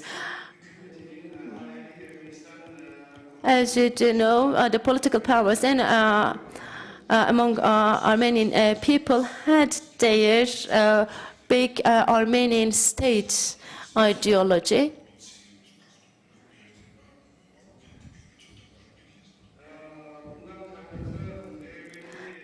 And because of that, another idea from Armenian politicians was to have annex lands from Georgian people and establish the great Armenian state. Of course, within that state, they had claims of soil from Ottoman Empire too.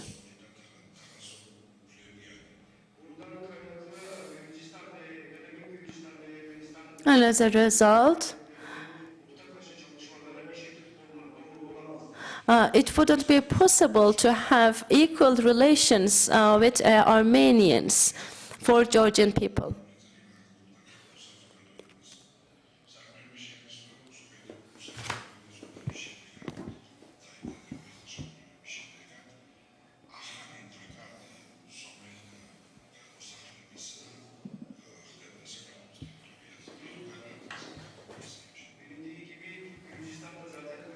As it is known, this Armenian relocation was an issue since 19th century. There was a tension between Ottoman Empire and Russia, and they had their treaties in order to have the location of Armenians in Ottoman Empire borders.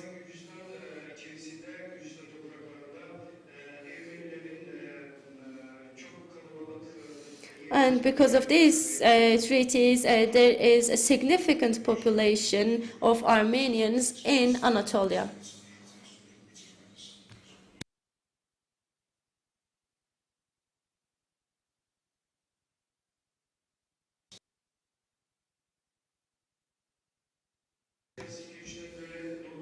Because of that political migration,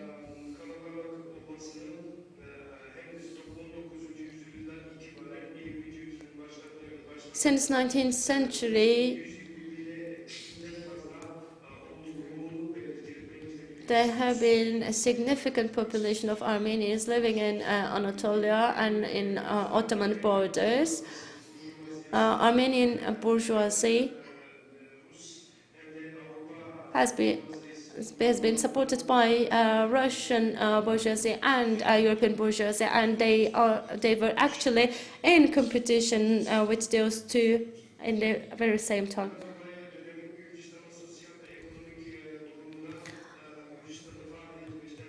And Armenian rich people actively performing their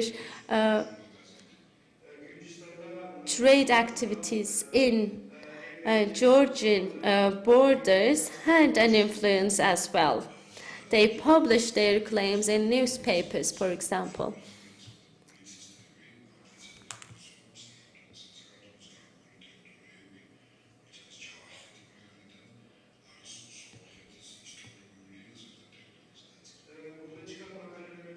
And when we check the articles published in those newspapers, we do see that there were their claims over certain soils, and they claimed these are their own lands, though it was in the borders of another state.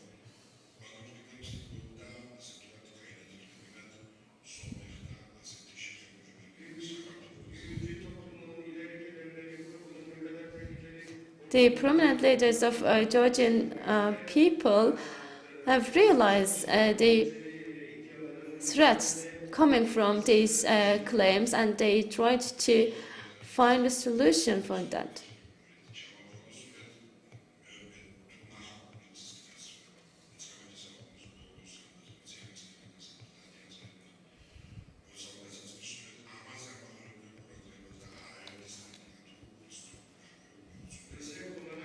For example, Ilya Jabutivase, a prominent figure in Georgian state, have published counter-arguments in articles and highlighted the importance of taking these claims seriously and taking measures for that.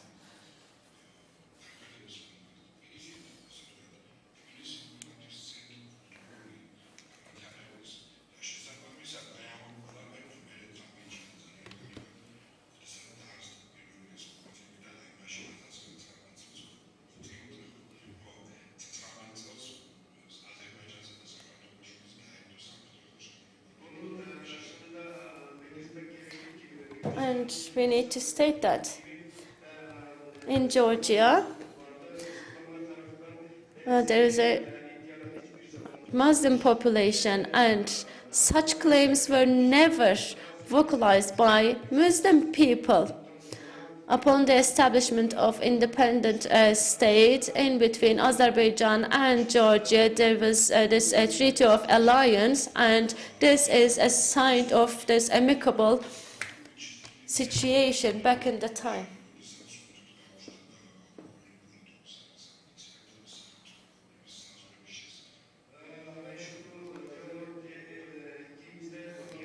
And when we check the situation afterwards, Armenian government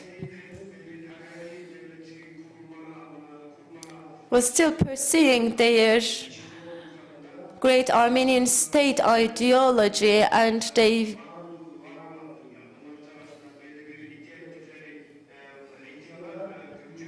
they had certain claims which caused tension in between Georgia and Armenia.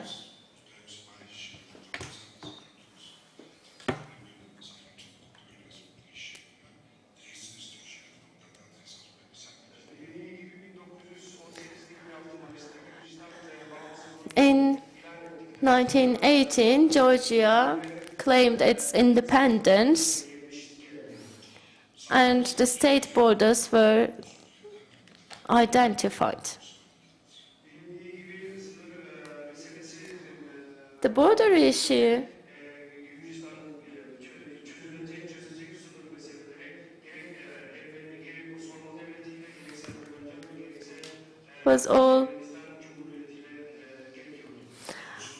was needed to be discussed with Ottoman Empire, Azerbaijan, and Armenian state.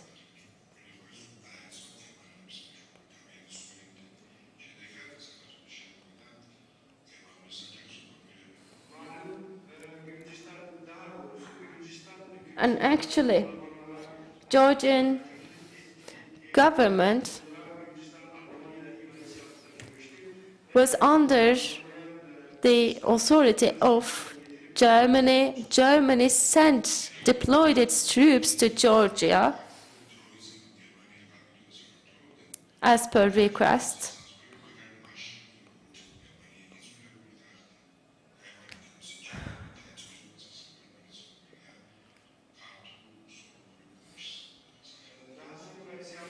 And afterwards, German troops turned back to their homeland following the treaty signed by two states.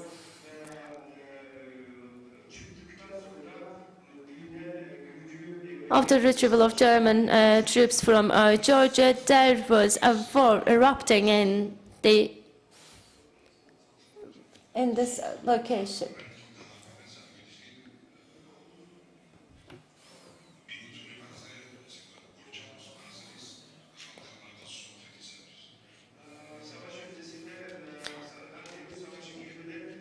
Just before the war, Armenian side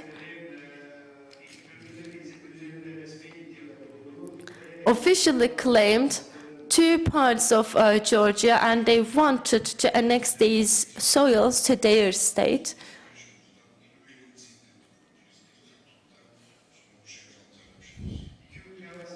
In between two countries, there was tremendous tension.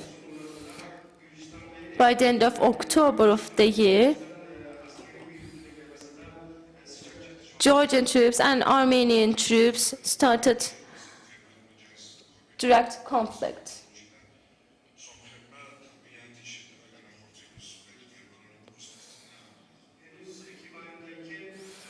And in October, while there were German troops in Georgian soils, it's been known that a military attack have been realized to German stations.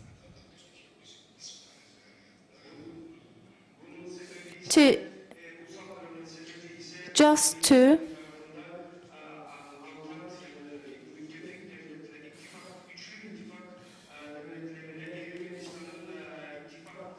show the solidarity of Armenia to Entente states.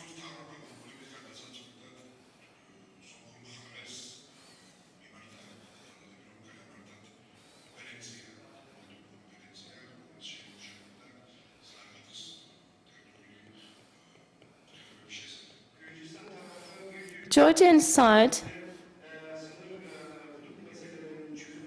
Georgian government extended their invitation to Armenian government in order to resolve their problems. And Armenian government made up certain excuses and declined the invitation to a conference.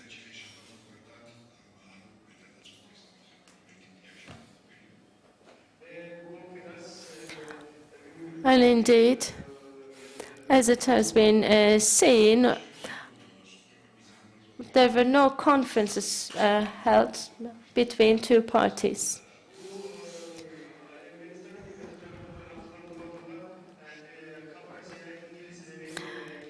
These actions of our Armenian government were also tied to the hopes and projections of British troops in southern Caucasus.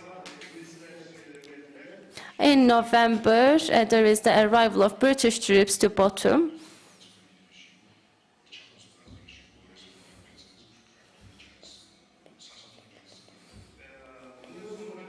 And after that, with the arrival of British troops, in 6th of December, in Borcala region,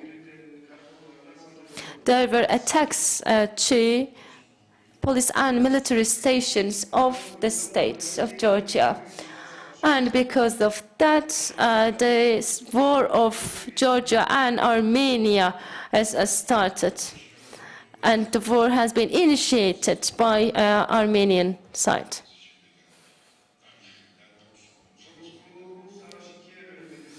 We may have two periods of that war. The first is retrieval of Georgian troops, and the second part would be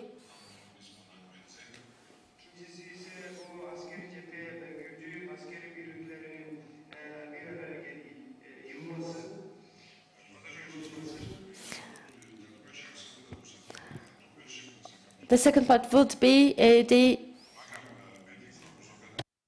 tiredness of Georgian military troops and backing up from their positions.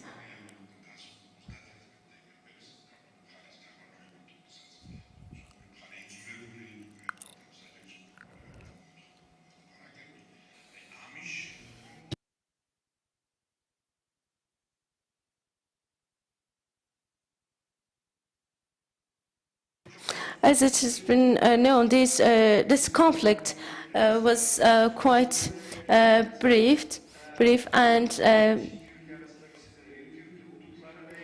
borders in between two countries have been started to be discussed during bilateral negotiations.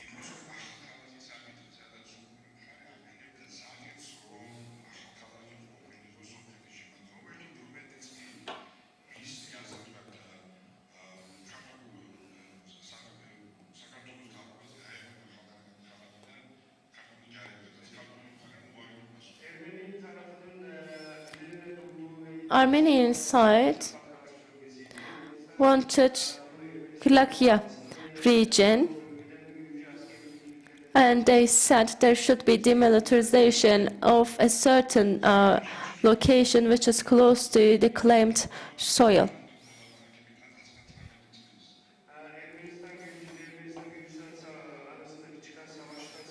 After the war of Georgia and Armenia,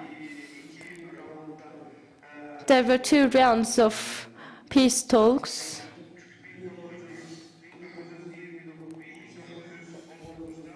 In 1919, there were two rounds. First one took place in January, and the second one took place in February.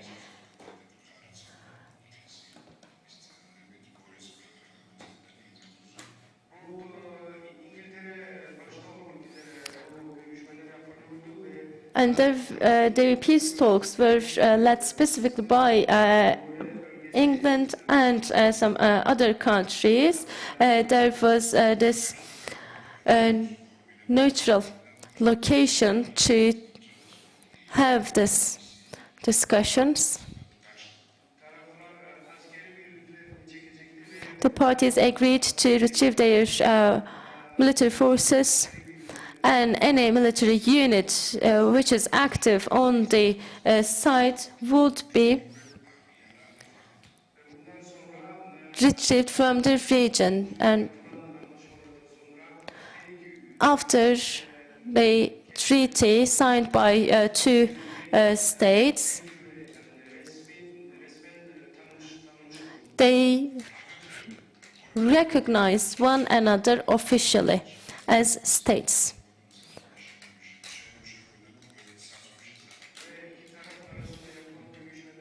And during the talks, a commission has been established in order to manage border relations.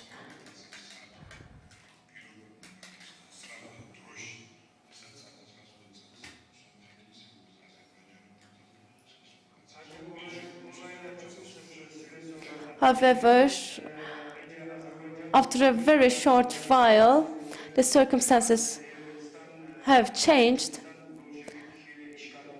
and Azerbaijan, Georgia, and Armenia were all invaded by Bolsheviks.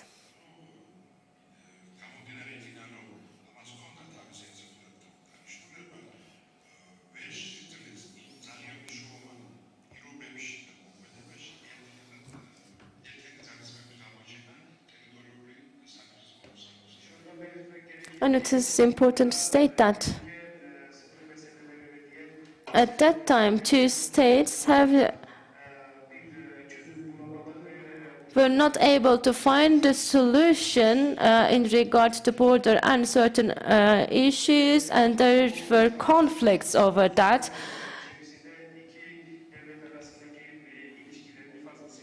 That war, unfortunately, gave significant damage to two states, and thank you so much for your patience. Çok teşekkür ederim Sayın Ardaşvili. We would like to extend our thanks to dear Dardashvili and for your translation about this. That was the last session, and now we can have your assessments and Q&As if you have any, and we will have the. Please say the name of the person you are going to ask the question, and are any questions or assessments? I think there's no one, so let's have a break then for the closing session.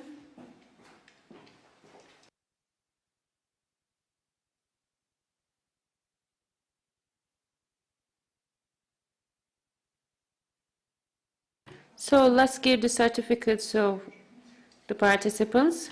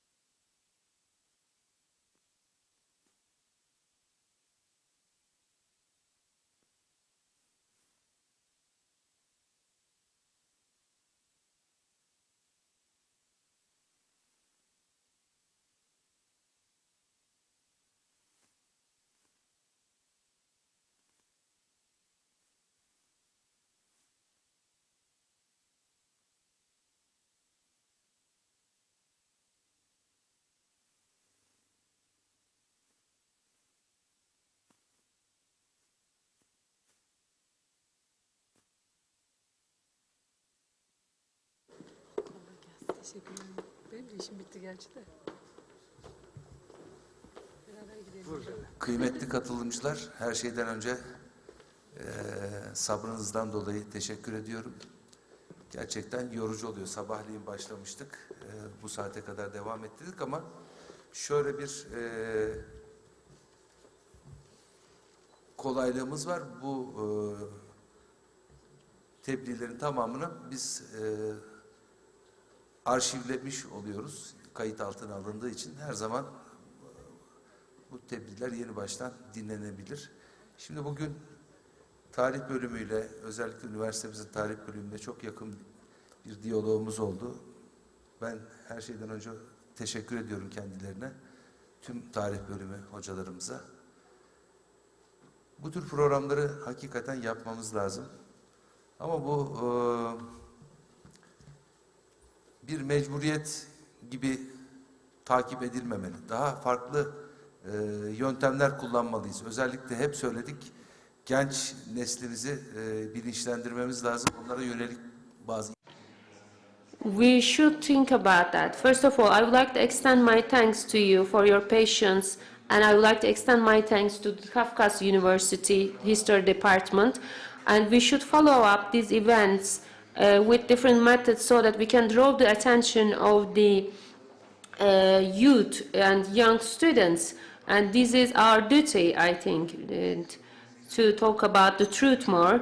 So I hope in our future collaborations in our studies, we will do that, especially we will organize activities which targets the youth about what happened in a short way, for example.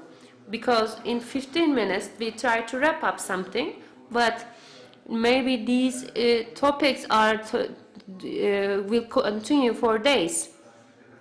The history is a hard thing for that reason. You have to make it short, but when you have to also talk about the details, and you should also talk about the main issue. So, but we have to find a method. So, especially Birsen Hanım already said that they are writing novels, they are writing memoirs, they are using scenarios. Why we don't use it? She asked, for example, she asked some good questions. As a nation, we do not like to talk about ourselves as a victim. Maybe we are doing it right. But we had a huge trauma recently. In the earthquake, we have lost more than 50,000 people. So we have to overcome this trauma. We shouldn't always revive this trauma. I would like to say it's not easy for us to talk, yes, but it's not easy for them to think about it always, consistently, continuously. So we have to, some adverse effects are on the table right now. So the Greeks are already doing it right against us, for example. They are also shooting movies against us, for example. We should think about that. We should maybe expect that when the imperialist process started, especially in these areas, especially in Caucasian region, they called it Balkanization. They coined a new term called Balkanization. It's like they have separated the Balkans, and they made it the same in the Caucasian region. What is the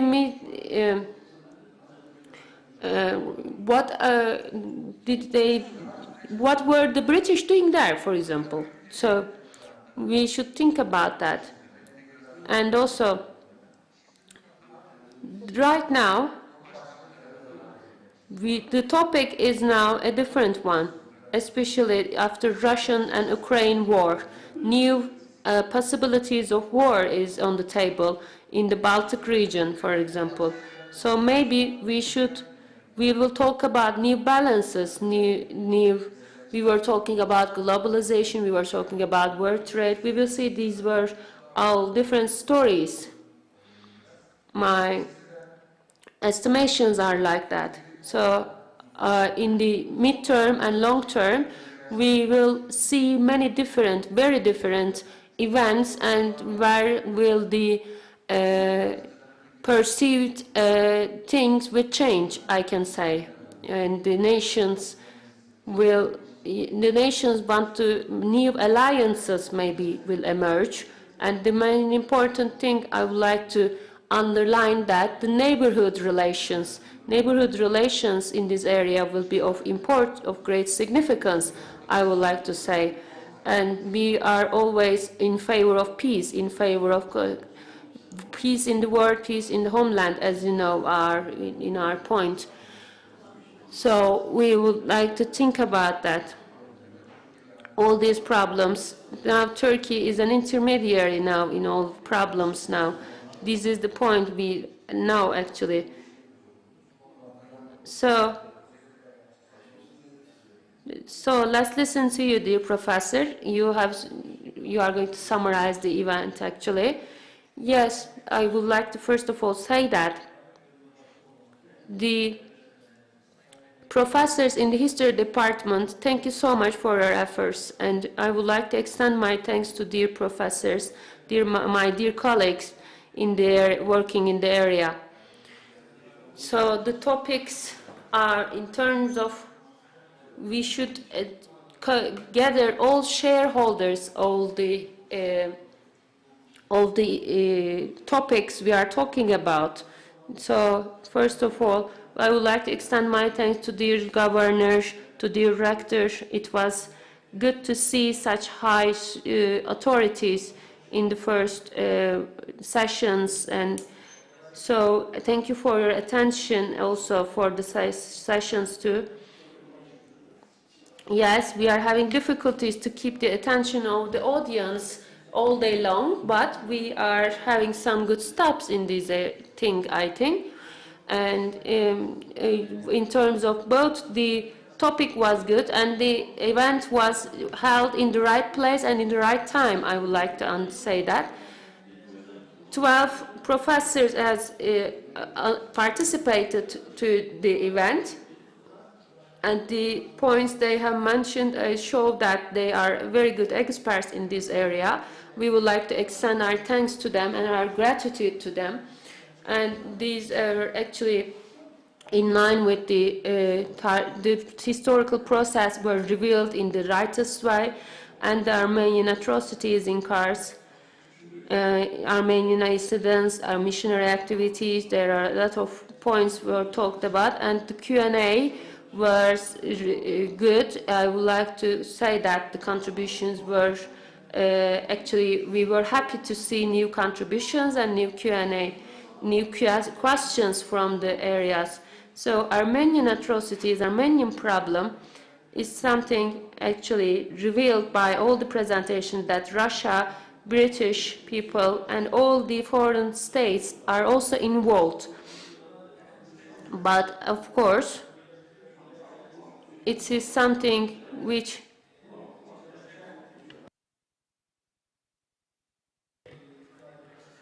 we would like to also add that all the points are in this area was well touched, and there were some points that we should discuss in future, and also we should establish our realities upon all these facts we have mentioned. Azerbaijan, it's not only something the Turks in Turkey were exposed. Azerbaijan people were exposed. Iranian people, Azerbaijan people were exposed to Armenian atrocities too. Also, even some points, some areas in Georgia, in some Iran, for example. We should think about the Azerbaijan. We should think about this reality too. And also, at the end, Russia and England were were trying to separate the Muslim population too, so that the Armenians can win. For example, they were trying to separate the Muslim geography. They were trying to provoke Muslim geography. And so it actually showed us how to behave against these.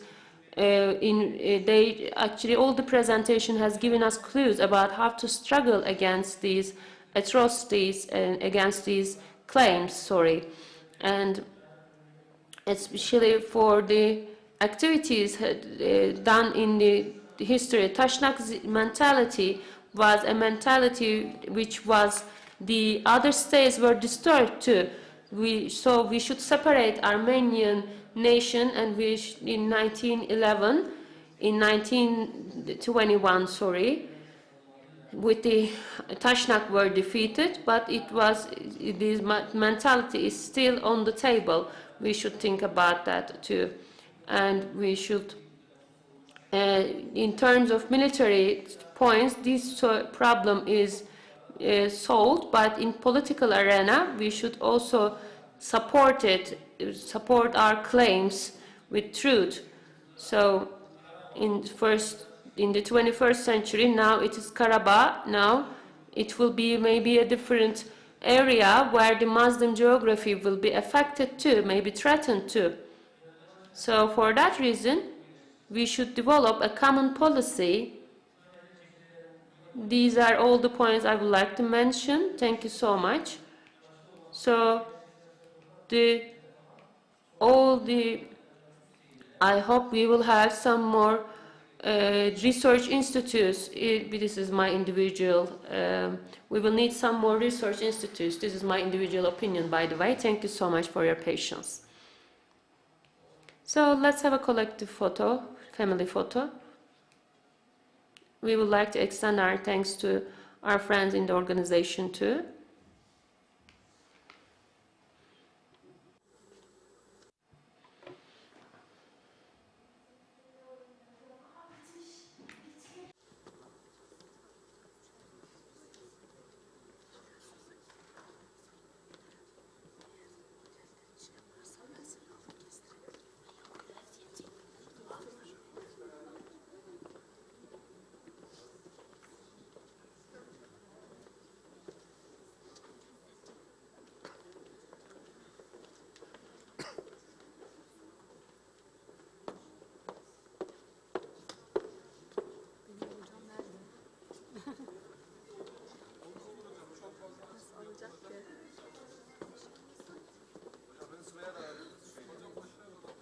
Ha biz aşağıya. En azından biz aşağıya.